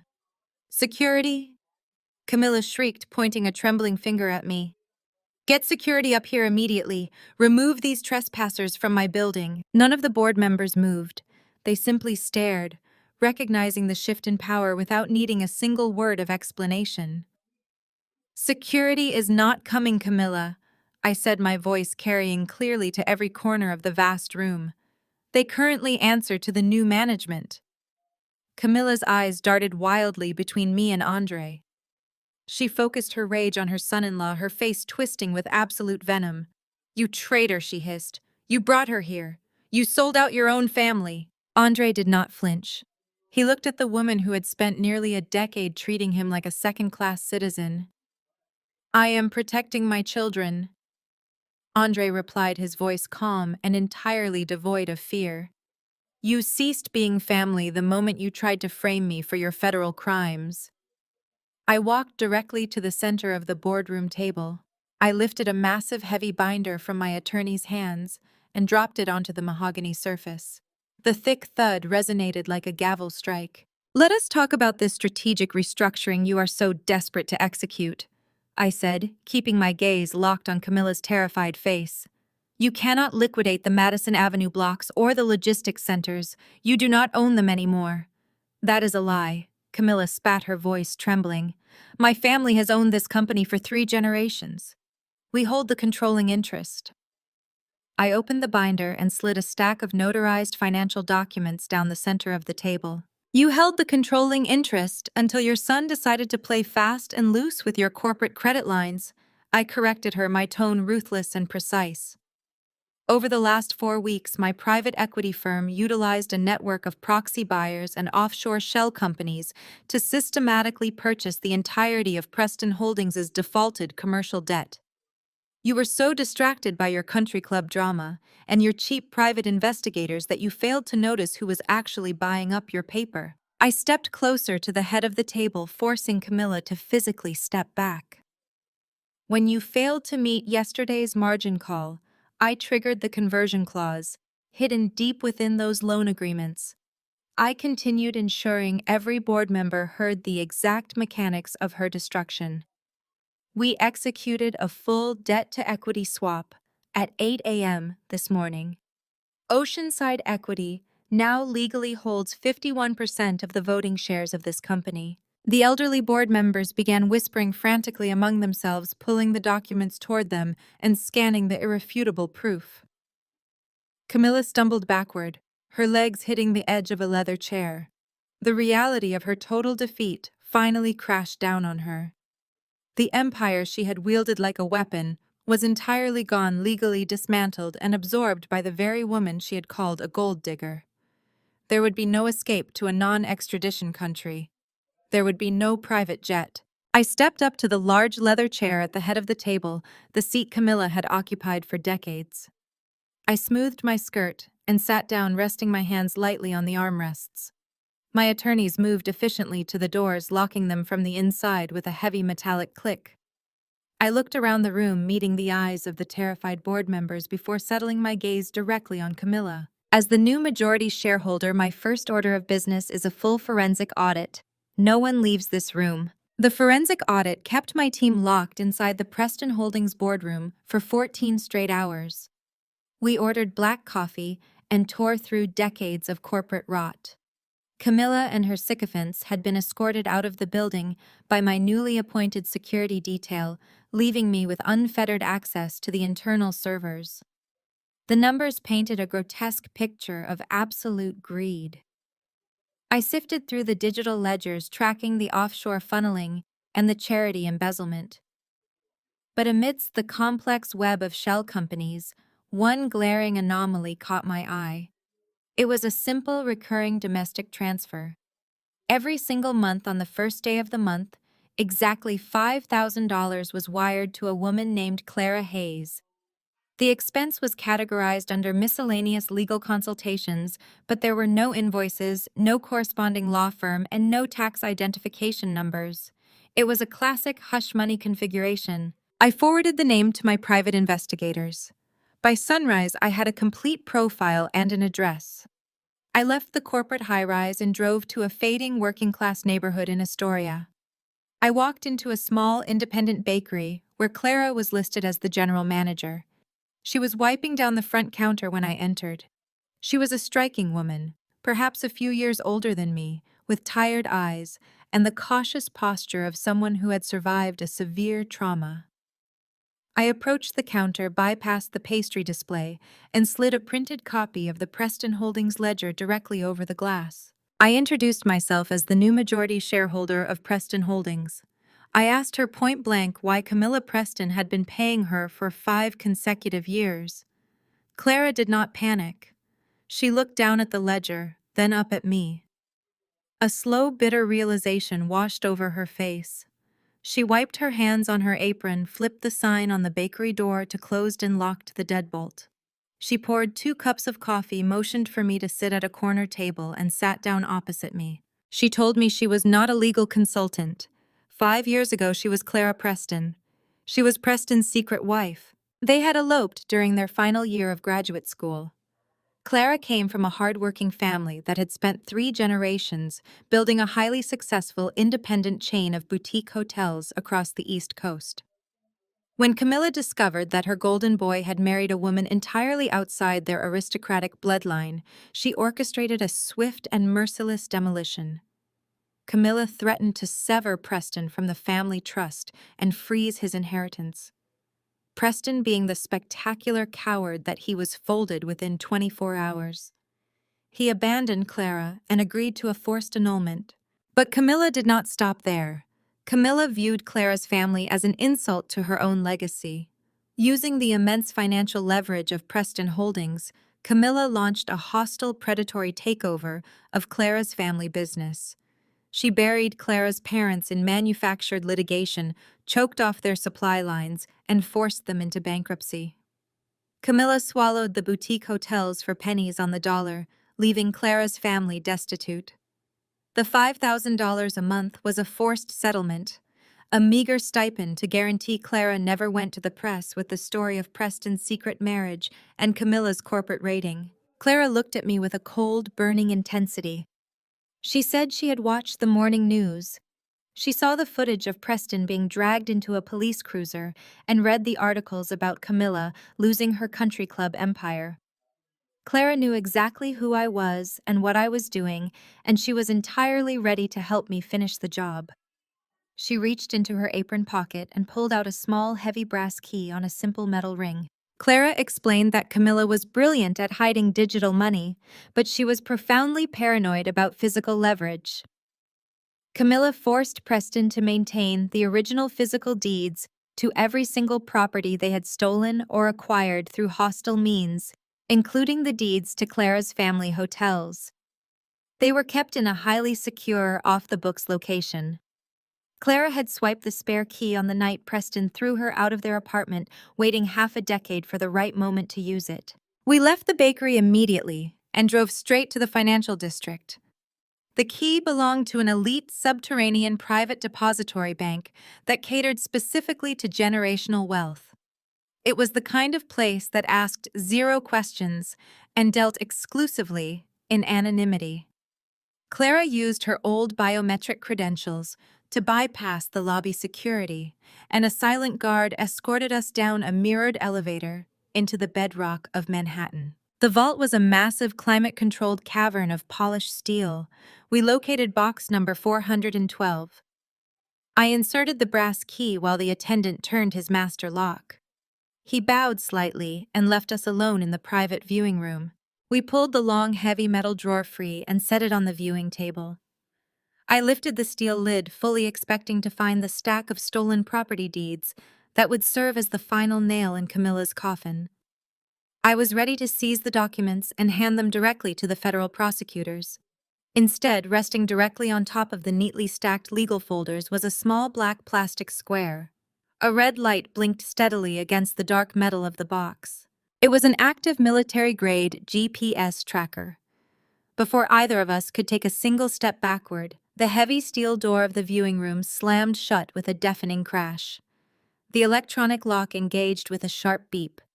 Two massive men in dark tactical suits stepped out of the shadows of the vault, blocking the only exit.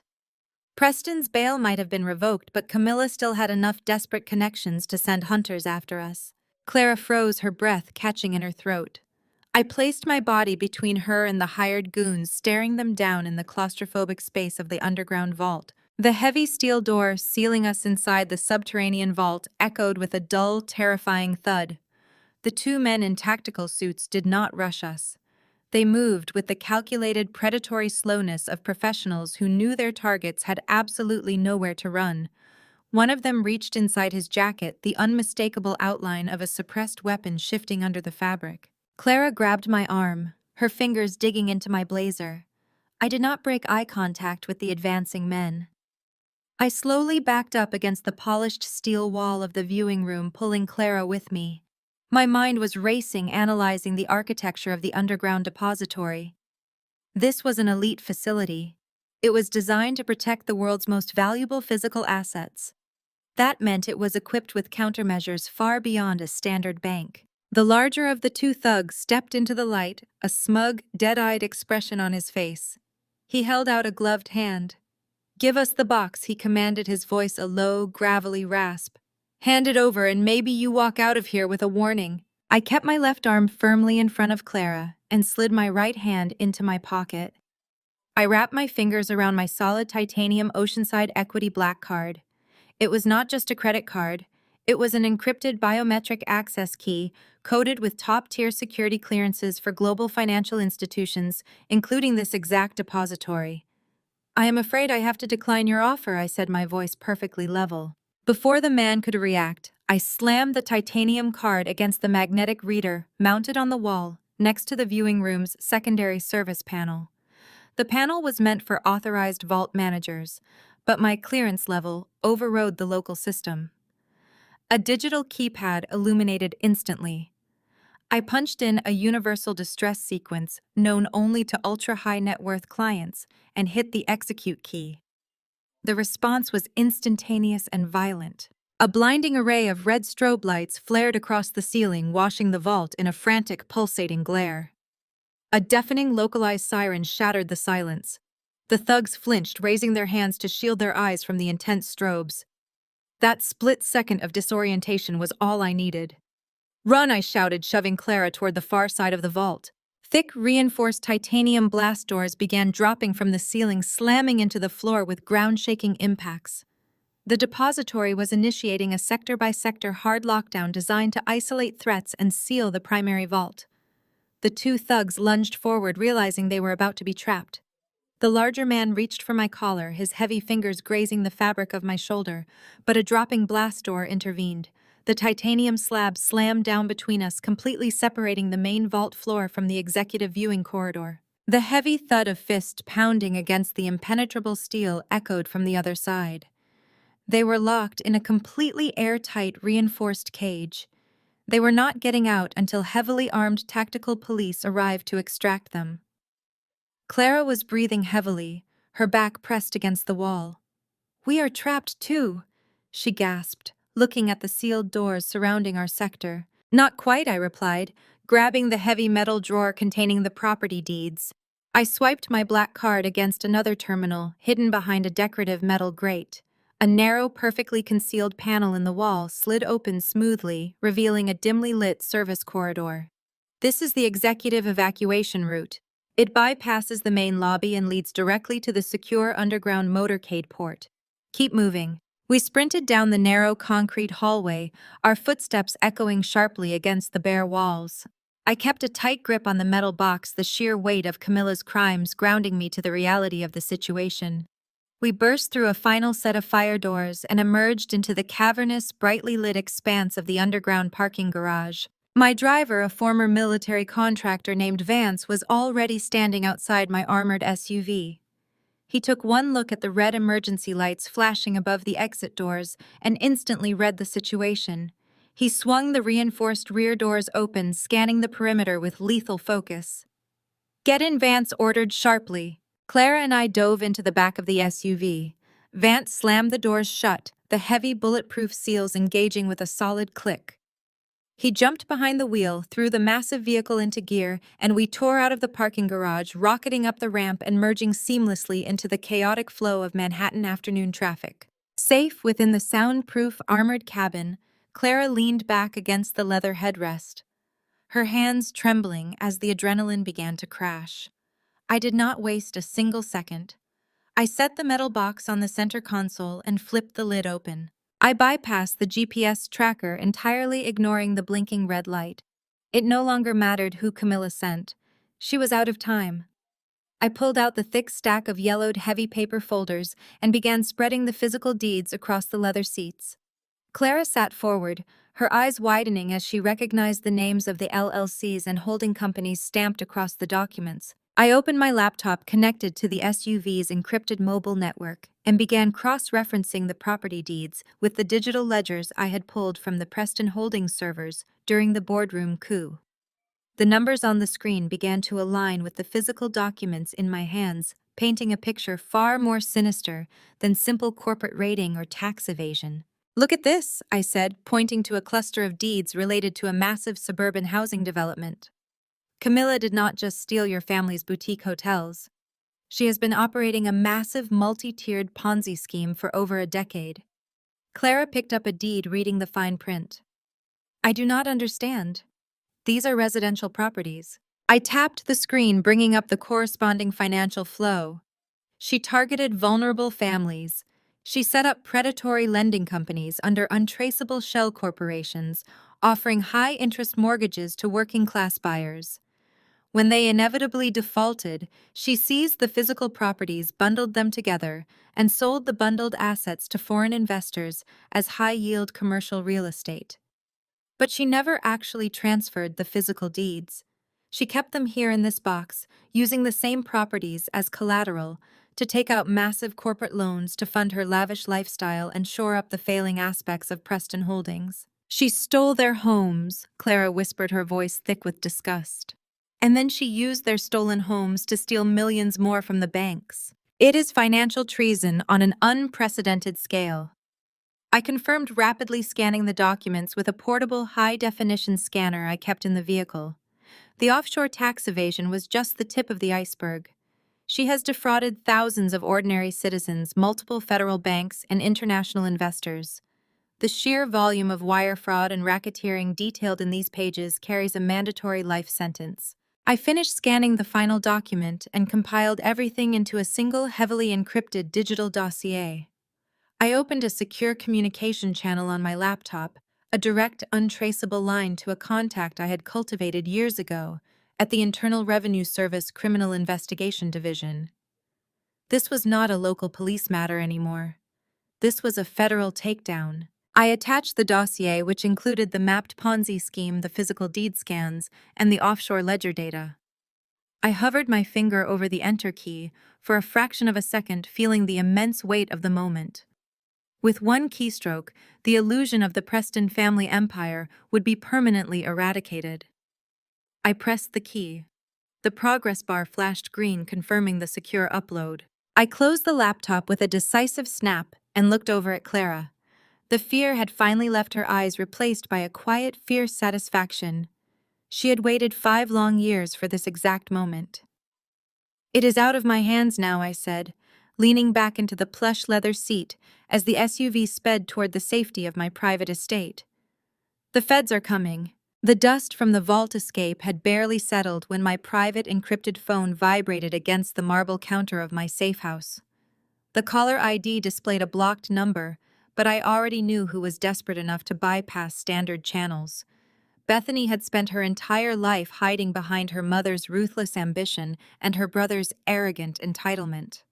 Now, with Preston rotting in Rikers and Camilla legally stripped of her empire, the youngest Preston was suddenly exposed to the harsh, unforgiving light of reality. She requested a secret meeting at a secluded upscale bistro in Tribeca, demanding absolute discretion.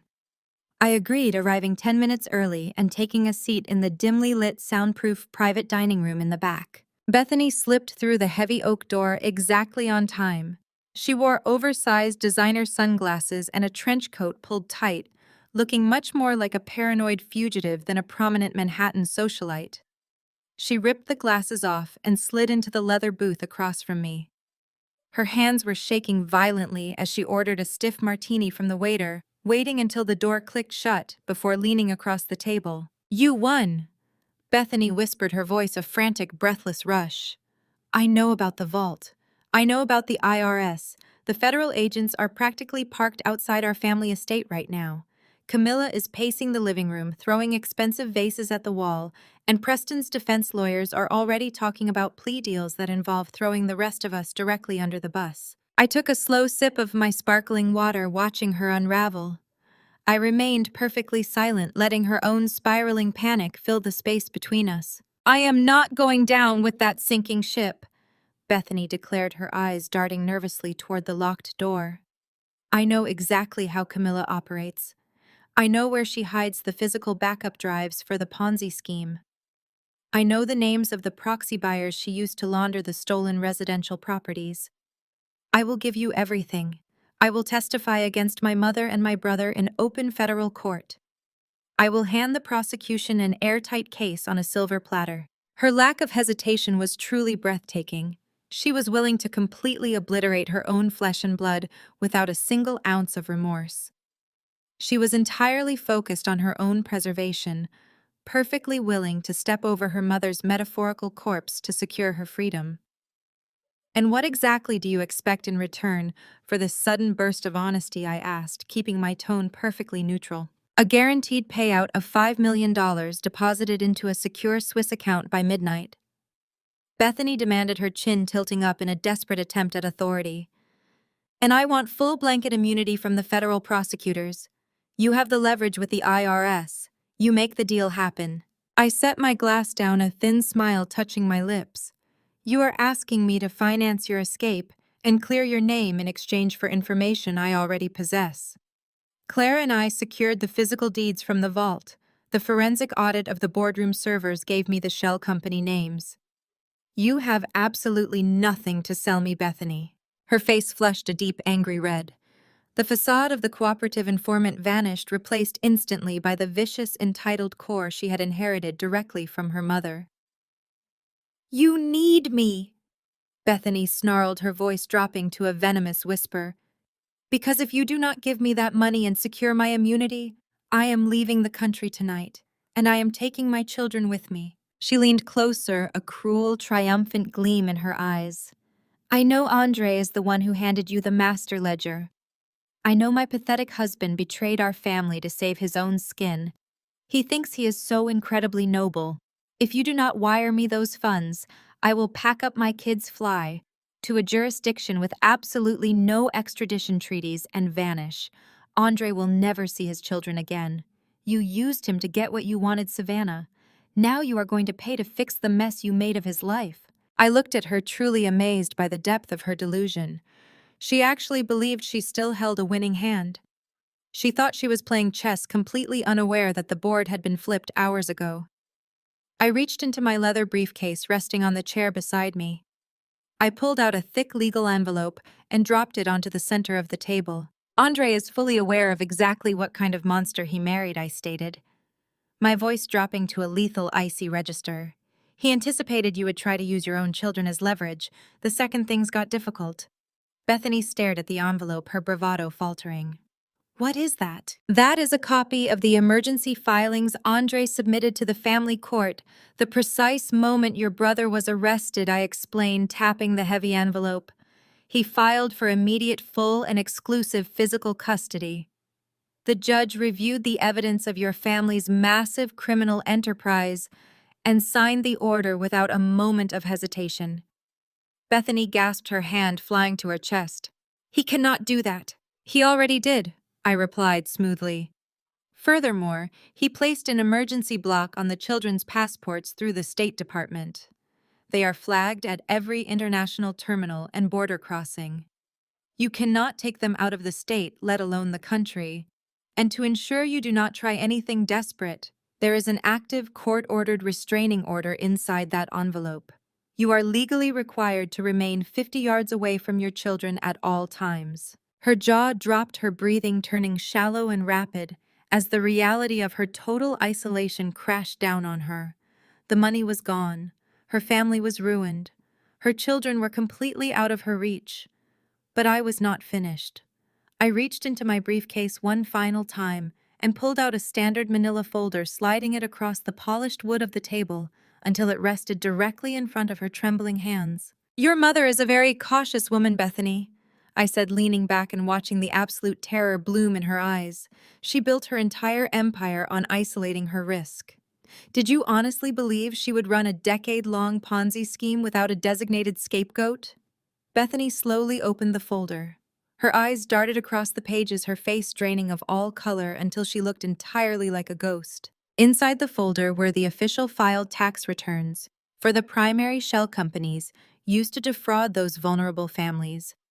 Every single page, every fraudulent declaration, every embezzled asset transfer was authorized by one person. No, Bethany whimpered, her tears, finally real, splashing onto the documents. I just signed what she told me to sign. I thought I was a silent partner. I did not know what these were. I stood up from the booth, looking down at the broken woman who had tried to blackmail me just minutes earlier. Andre also filed this, I said, delivering the final devastating blow. Your signature is on the forged tax returns. You aren't getting immunity. You're going down with them. The fluorescent lights of the Manhattan family court offered absolutely no place to hide. 48 hours after I left Bethany hyperventilating in that secluded Tribeca booth, we were seated in a mahogany-paneled courtroom. Judge Harmon, a veteran magistrate with a notorious lack of tolerance for affluent entitlement, presided over the emergency custody hearing. Bethany and Camilla sat at the petitioner's table, flanked by two aggressive, heavily billed defense attorneys.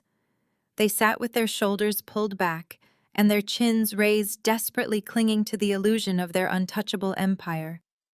They were completely unaware that their bank accounts had been frozen by federal mandate just hours prior. To them, this was merely a temporary inconvenience, a minor legal hurdle they could easily buy their way out of. Camilla's attorney launched the opening assault, but Camilla herself could not resist taking control. She treated the witness stand like her personal throne. When given the floor to testify regarding the children's welfare, she unleashed a torrent of thinly veiled bigotry. She described Andre with words heavily coded in racial prejudice, painting him as a volatile, aggressive opportunist who had trapped her naive daughter. She spun a fabricated narrative of Andre being an absent, angry man, incapable of providing a stable environment. She claimed the children would be subjected to poverty crime and cultural regression if they were removed from the pristine safety of the Preston family estate. She practically demanded the judge recognize their superior pedigree and dismiss Andre as a dangerous threat. Andre sat beside his attorney, his posture perfectly straight, his expression an absolute mask of dignified calm. He wore a sharp, tailored suit projecting the quiet, unshakable strength of a man who knew the truth. When his turn came to speak, he did not raise his voice. He did not match Camilla's venom. He simply dismantled her racist fantasy with cold, undeniable facts. He presented a meticulously bound portfolio of evidence. He provided attendance records from the children's elite private school, proving he was the only parent listed on the drop-off and sign-out sheets for the past 4 years. He submitted pediatric, dental, and medical records, showing his signature on every single intake form and vaccination schedule. He then provided his own financial portfolios, proving he had quietly built a highly successful independent consulting firm entirely separate from Preston Holdings. He was not a charity case. He was the sole functioning parent in that household. But Andre did not stop at his own qualifications. He methodically exposed the horrific reality of the Preston household. He submitted sworn affidavits from former household staff detailing Bethany's chronic substance abuse and her habit of leaving the children unattended for days at a time to attend luxury parties. Camilla's attorney objected, wildly sweating through his expensive collar, but Judge Harmon overruled him with a sharp, echoing bang of his gavel. Then Andre's lawyer called me to the stand. I walked past Camilla, feeling her absolute, unadulterated hatred burning into the side of my face. I took the oath, sat down, and adjusted the microphone. I introduced myself as the newly appointed majority shareholder of Preston Holdings and a close associate of the family's internal operations. I am here to submit supplementary digital evidence regarding the toxic environment these children are subjected to on a daily basis, I stated clearly, my voice projecting across the silent room. I handed a secure encrypted flash drive to the bailiff, who immediately connected it to the courtroom's audiovisual system.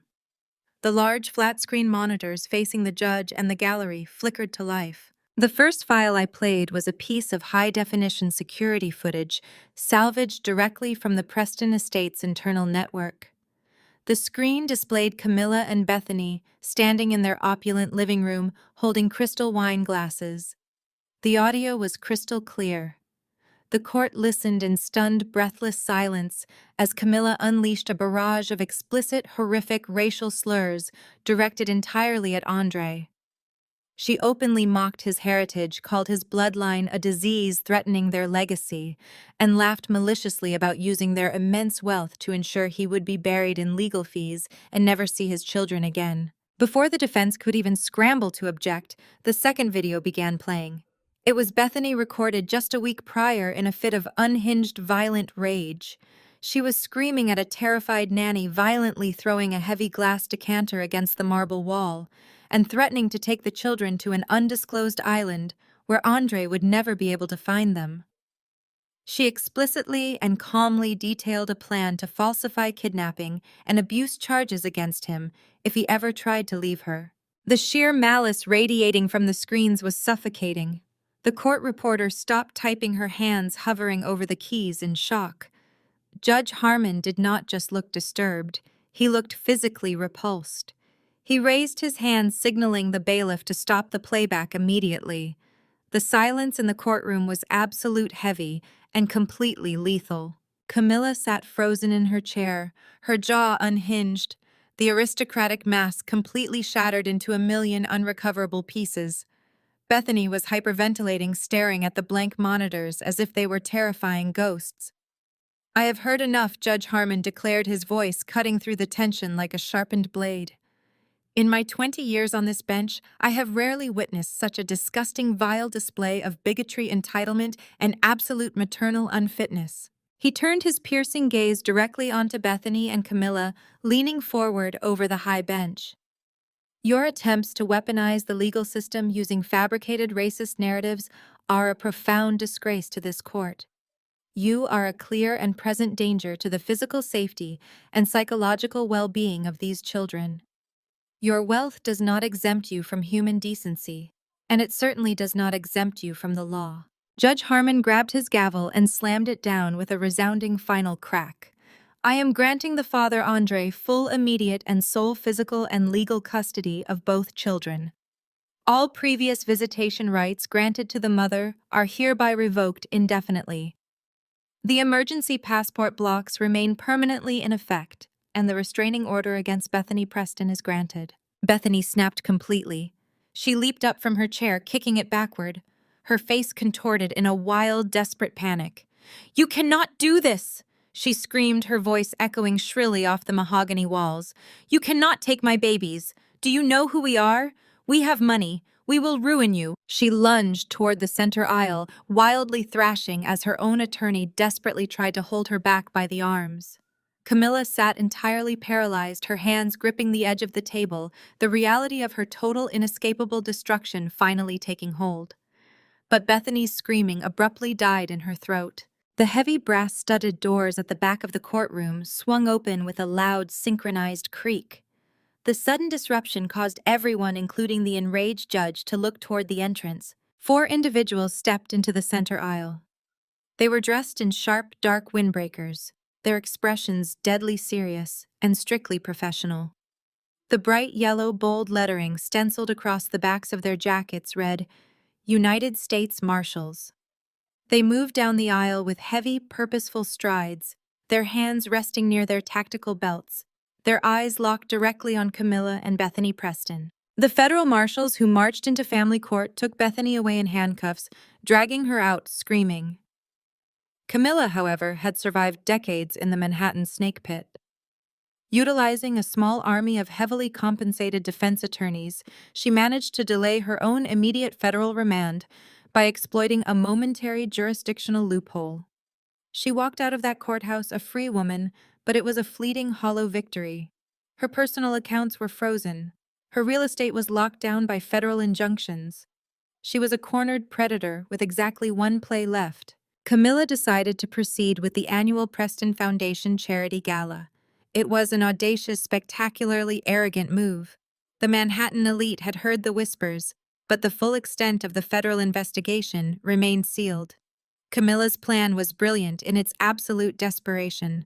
She intended to solicit millions in charitable donations from her wealthy peers, funnel the money through a dummy corporation, instantly convert it into untraceable cryptocurrency, and flee to a non-extradition country before the FBI could execute their final warrants on Monday morning. What Camilla did not know was that the FBI was already inside the building. I stood in the grand foyer of the Plaza Hotel, wearing a floor-length emerald silk gown that commanded absolute attention. Andre stood beside me, projecting a quiet, unshakable strength. We had spent the last 48 hours coordinating directly with federal agents. The FBI needed Camilla to actively execute the wire fraud to trigger a mandatory no-bail federal hold. We were the bait and we were the watchers. As Andre and I descended the sweeping marble staircase into the main ballroom, the reaction was instantaneous. The clinking of crystal champagne flutes halted. The low hum of aristocratic chatter died out. Camilla's high society cronies turned to glare at us. They viewed me as the treacherous outsider who had destroyed a legacy. I did not flinch. I held my head high, completely unbothered by the judgment of people who were actively being defrauded by the woman they were there to support. Across the room, Camilla was putting on the performance of a lifetime. She wore diamonds that probably belonged to a seized asset list, smiling radiantly as she worked the room. She glided from table to table, soliciting massive digital transfers for a fabricated global housing initiative. She carried a sleek tablet, seamlessly accepting wire transfers from billionaires who had no idea they were funding her escape route. I caught her eye from across the ballroom. Camilla's smile tightened into a rigid, hateful line, but she could not afford to make a scene. She quickly turned her back, aggressively courting a foreign diplomat for another $50,000. My encrypted earpiece vibrated. A federal agent positioned in a surveillance van across the street relayed the real-time data. The transfers were clearing. Camilla was actively routing the charitable funds into a decentralized crypto exchange. The federal trap was successfully triggered. But there was one loose end: Preston. Preston had managed to secure his release from Rikers Island using a highly questionable bail bondsman with deep ties to the underground gambling circuit. He was a man running out of borrowed time, entirely dependent on his mother's escape plan. The FBI had noted a secondary anomaly in the gala's financial structure. While Camilla harvested digital funds, the silent auction was pulling in massive amounts of untraceable physical cash from anonymous high-roller buy-ins. I left Andre speaking with a federal undercover operative posing as a sommelier and slipped away from the crowded ballroom floor. I moved quietly down the heavily carpeted service corridor, bypassing the event security using the VIP floor plans the FBI had provided. The pulsing bass of the gala orchestra faded the deeper I went into the hotel's administrative wing. I located the temporary counting room at the very end of the hall. The heavy mahogany door was slightly ajar, a sliver of fluorescent light spilling out onto the carpet. I stepped silently into the room.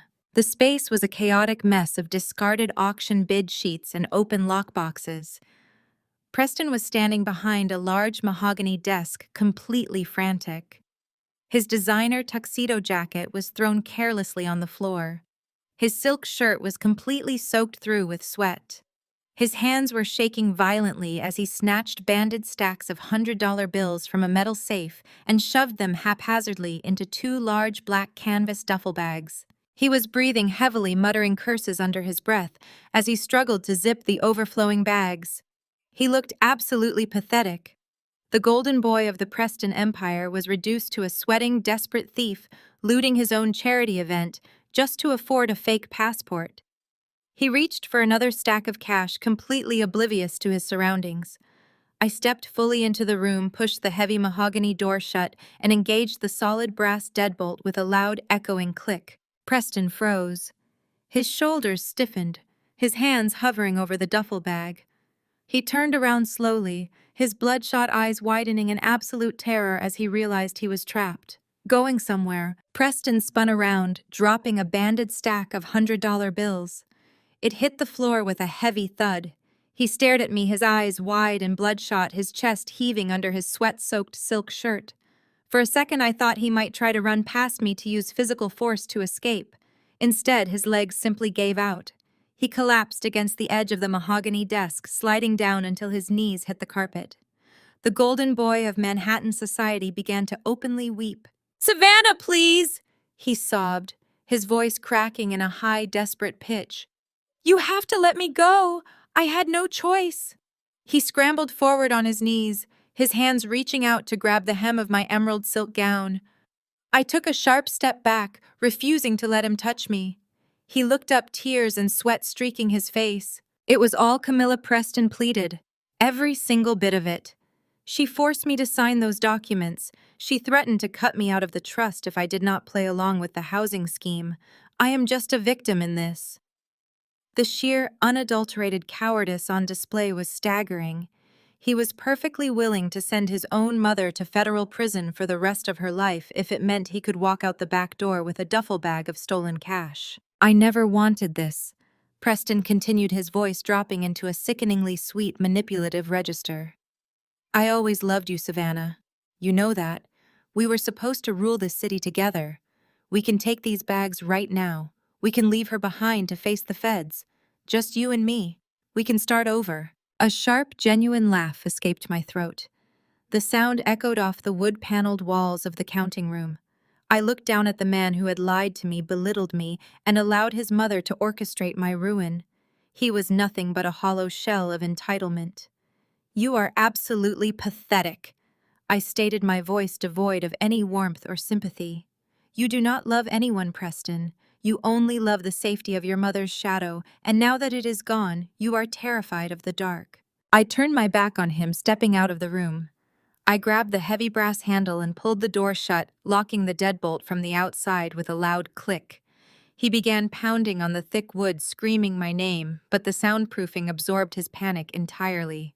He was locked in a windowless room with bags of useless cash, waiting for the FBI agents who were already sweeping the loading dock. I smoothed the fabric of my dress and made my way toward the private spiral staircase that led to the VIP balcony overlooking the grand ballroom. I stepped into the shadows of the upper mezzanine, looking down at the spectacle unfolding below. Camilla was standing at the center of the main stage, bathed in a warm golden spotlight. She looked like the absolute picture of aristocratic philanthropy. Her diamond necklace caught the light sparkling brilliantly as she gazed out over the sea of Manhattan's wealthiest elites. Behind her, 3 massive LED projector screens displayed the elegant fabricated logo of the Preston Global Housing Initiative. "Ladies and gentlemen," Camilla spoke into the crystal-clear microphone, her voice vibrating with practiced theatrical emotion. "We are gathered here tonight because we share a profound responsibility. We are the stewards of this great city, and it is our duty to lift up those who cannot lift themselves." She paused expertly, dabbing the corner of her eye with a lace handkerchief. The audience was completely captivated. "There are families out there tonight who have lost everything," Camilla continued, her voice trembling with manufactured grief. It was an astonishing display of sociopathic irony, considering she was the very person who had stolen their homes. "But together, through your immense generosity, we can provide them with shelter, with security, and with hope. I am asking you to open your hearts and your portfolios. The digital wire transfer codes are displayed on the screens behind me. Let us build a legacy of compassion." Down in the ballroom, billionaires and socialites began reaching for their phones and checkbooks. The trap was fully set. Camilla had just publicly solicited fraudulent funds across state lines, firmly sealing her fate with the federal prosecutors. I reached into my clutch and pulled out the master audiovisual remote control I had intercepted from the tech booth earlier in the evening.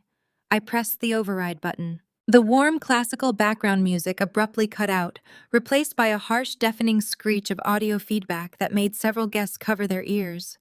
The golden stage lighting flickered wildly, turning a harsh clinical white. The 3 massive LED projector screens behind Camilla blinked green, then went completely black. A second later, crisp, high-definition video footage illuminated the ballroom. The screens did not show the charity logo. They showed Camilla and Preston sitting in their private boardroom, completely unaware they were being recorded by the estate's internal security system. Camilla's voice boomed through the massive concert speakers, stripped of all her fake philanthropic warmth, dripping with pure malice. "Launder the suburban development funds through the offshore Cayman accounts." Immediately, the 50-foot version of Camilla commanded on the screen. "These working-class idiots are too stupid to realize they are signing away their physical deeds." On the screen, Preston whined about the risk of an IRS audit. Camilla scoffed loudly. "The IRS works for people who pay taxes, Preston. We buy politicians. Now shut up and burn the physical ledger." The video cut to a rapid, undeniable slideshow of high-resolution evidence. Scans of forged tax returns, offshore wire transfers, and the stolen property deeds flashed across the screens in rapid succession, clearly displaying Camilla's signature on every single fraudulent document. The grand ballroom erupted into absolute chaos. Gasps of horror rippled through the crowd. Wealthy donors dropped their pens and lowered their phones, staring at the screens in utter revulsion. Angry shouts began to rise from the tables as the reality of the scam set in. Camilla spun around, the blood completely draining from her face. Her jaw dropped as she watched herself confess to federal racketeering on a massive scale. The aristocratic mask shattered instantly, replaced by sheer, unadulterated panic. "Turn it off!" Camilla screamed at the top of her lungs, her voice cracking as she waved her arms frantically at the empty tech booth. "Cut the power right now. Someone cut the power." She spun back toward the audience, looking wildly around the massive cavernous room for the source of the sabotage. Her frantic eyes scanned the tables, the exits, and finally darted upward to the shadows of the VIP balcony. I stepped out of the darkness and into the edge of the spotlight, my emerald dress glowing against the dark mahogany railing. I looked down at the woman who had tried to destroy my life, holding the master remote control casually in my right hand. I gave Camilla a slow, deliberate wave. The wave from the balcony was the spark that detonated the powder keg. The stunned silence of the Manhattan elite fractured into a deafening roar of outrage. These were not people accustomed to being played for fools.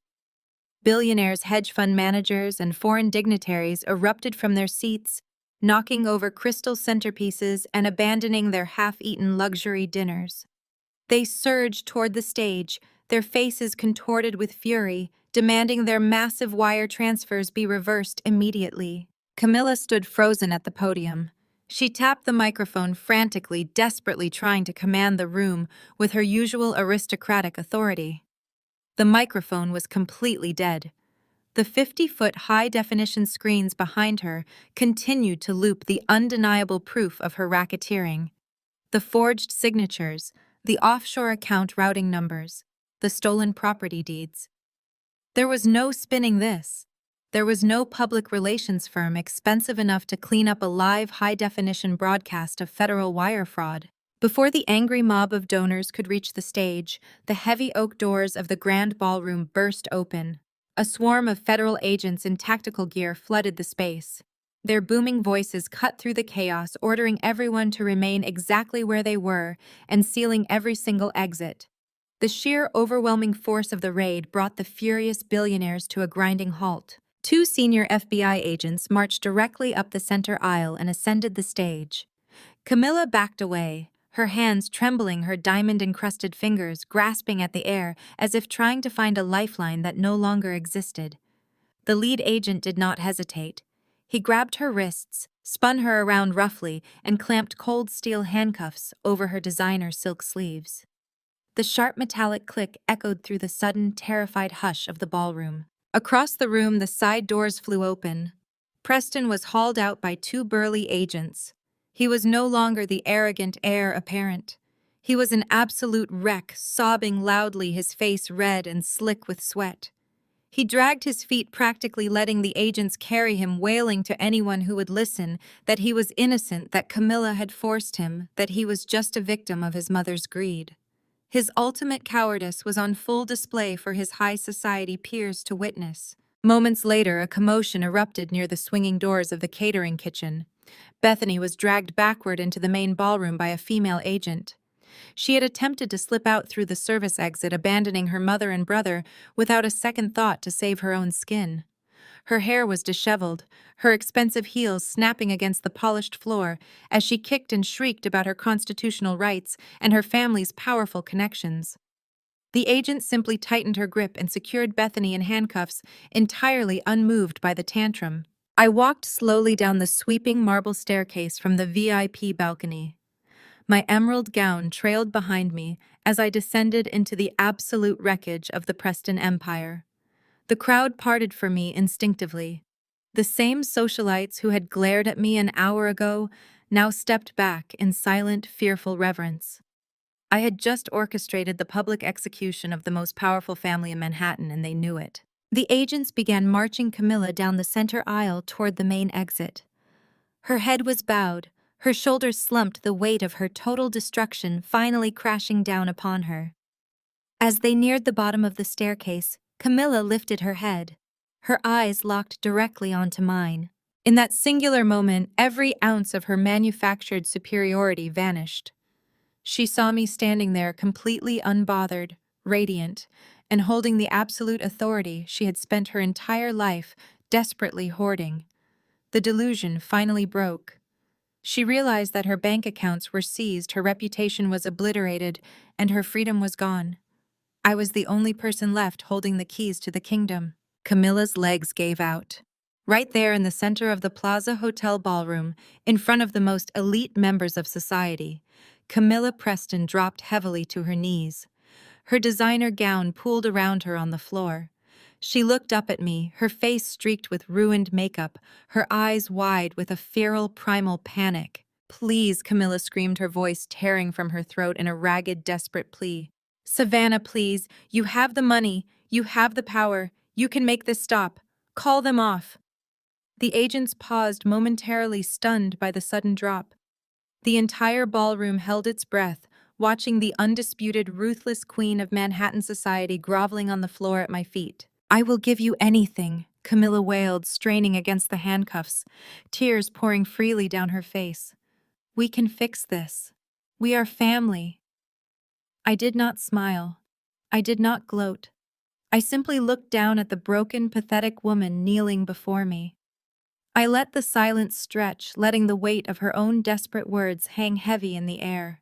I crouched down slowly, bringing my face level with hers, ensuring she could see the absolute zero degree of mercy in my eyes. I am a penniless beggar, remember, I whispered, my voice dripping with lethal, icy precision. I do not belong in your family. I stood up smoothly, turning my back on her without another word. I began walking toward the grand exit, my heels clicking rhythmically against the marble floor. Behind me, Camilla let out a blood-curdling, agonizing scream of pure, absolute despair as the federal agents hauled her to her feet and dragged her out into the cold night. 6 months later, the suffocating humidity of summer had settled over Manhattan, but inside the federal courthouse, the air conditioning kept the temperature at a sterile, unforgiving chill. The blinding fluorescent lights offered absolutely zero shadow, illuminating every single line of exhaustion and panic on the faces of the defendants. I sat in the second row of the gallery wearing a sharply tailored charcoal suit. Andre sat to my right, his posture relaxed, a stark contrast to the heavy tension he had carried for years. On my left sat Clara, looking radiant, thoroughly rested, and completely at peace. We formed a silent, unified wall of survivors.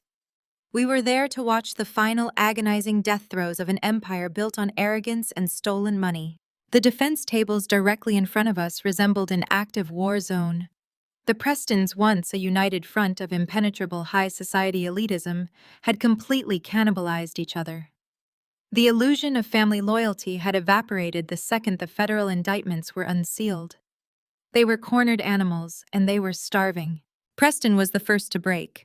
Desperate to shave years off his inevitable sentence, he took the witness stand as a hostile witness for the prosecution. He openly wept, clutching the edges of the wooden stand, his knuckles white. He painted his mother as a tyrannical sociopathic mastermind. He swore under oath that Camilla had forced him to sign the fraudulent property deeds, claiming she had threatened to completely disinherit him and freeze his trust funds if he refused to launder the working-class development money. He portrayed himself as a helpless victim of maternal manipulation, completely ignoring his own greed. Camilla practically vibrated with rage from the defense table. Her pristine composure was completely gone. Her hair was pulled back in a severe, joyless knot, and her designer clothes had been replaced by the drab, neutral tones deemed acceptable for court. When her defense attorney attempted to shift the blame entirely to the anonymous shell companies, Camilla could not contain her venom. She interrupted her own counsel in open court, pointing a trembling, furious finger directly at Bethany. Camilla shrieked that her daughter was the careless one. She announced to the jury that Bethany's chronic substance abuse and reckless spending had forced her to take extreme measures to keep the family afloat. She insisted she was only trying to protect her ungrateful, incompetent children from their own spectacular failures. Bethany retaliated with a pathetic, deeply embarrassing display of delusion. Taking the stand for her own defense, she pointed frantically at Andre sitting calmly in the gallery. She sobbed wildly, claiming Andre was the true financial architect. She told the court that he had manipulated her into signing the forged tax returns, weaponizing her status as a naive, trusting wife who simply signed whatever her brilliant husband put in front of her. The federal prosecutor did not even raise his voice in objection. He simply stood up, walked over to the evidence table, and picked up the heavy leather-bound portfolio I had personally delivered to the FBI months prior. Armed with my meticulous forensic accounting, the prosecution unleashed an absolute systematic slaughter. They projected the metadata from the offshore bank accounts onto the courtroom monitors, proving Bethany had actively authorized illegal wire transfers while Andre was entirely out of the country. They matched the IP addresses of the cryptocurrency laundering directly to Camilla's personal tablet, the exact device she had used at the charity gala. They displayed the serial numbers of the physical cash Preston had tried to stuff into duffel bags, matching them perfectly to the missing silent auction funds. Every single lie they spat at each other was instantly vaporized by irrefutable digital facts. I watched Clara smile softly as her ex-husband's fabricated defense was dismantled piece by piece. Andre did not blink as Bethany's frantic accusations were proven physically and temporally impossible. The prosecution did not just defeat them, they humiliated them. The jury deliberated for less than 4 hours. The courtroom was dead silent as Judge Harmon looked down from the high bench. His expression radiated absolute profound contempt. He did not mince words, delivering a scathing rebuke of their astonishing lack of remorse and their predatory eagerness to devour their own flesh and blood to save themselves. Camilla Preston, the judge, announced, his voice echoing off the mahogany walls. For the charges of grand larceny, wire fraud, and federal racketeering, you are sentenced to 15 years in federal prison. Camilla gasped, a sharp, ragged intake of air, as if all the oxygen had been sucked out of the room. She slumped forward, resting her head on the table, in total defeat. Preston. Preston, the judge, continued, his gaze shifting to the trembling man. For conspiracy to commit fraud and financial tampering, you are sentenced to 10 years. Preston buried his face in his hands, his shoulders shaking with loud, uncontrollable sobs. But the judge was not finished. He declared a total immediate asset forfeiture. The sprawling suburban estate, the luxury vehicles, the offshore accounts, the seized jewelry, and the remaining trust funds were entirely liquidated by the federal government. The Preston dynasty was formally erased from existence. Judge Harmon picked up his heavy fountain pen. He looked out over the courtroom, his eyes briefly meeting mine in the gallery. I am now signing the final restitution order, the judge stated clearly. The remnants of these seized assets and the recovered property deeds will be transferred entirely back to the rightful victims of this scheme. This monumental process of returning these homes to the working-class families will be officially facilitated and overseen by the forensic accounting firm that brought this conspiracy to light. I leaned forward slightly, watching the dark ink flow from the judge's pen onto the crisp white paper. The gavel slammed down, finalizing the total destruction of the people who had tried to bury us and signaling the beginning of a massive, beautiful restoration. 6 months is a profound amount of time when you are entirely stripped of your delusions and forced to live in stark reality.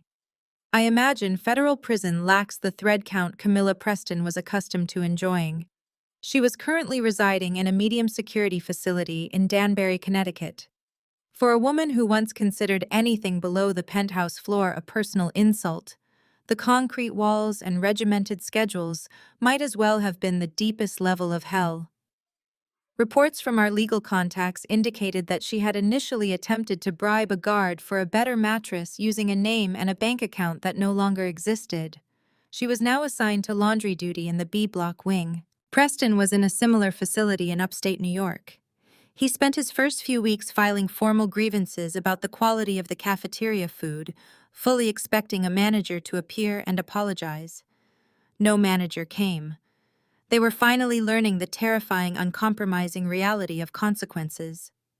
The toxic rot they had spread through Manhattan was officially excised.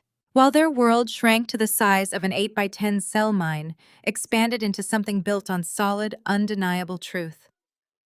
The restitution project ordered by Judge Harmon took immense effort, but the framework of my private equity firm handled the transfer of the stolen properties with surgical precision.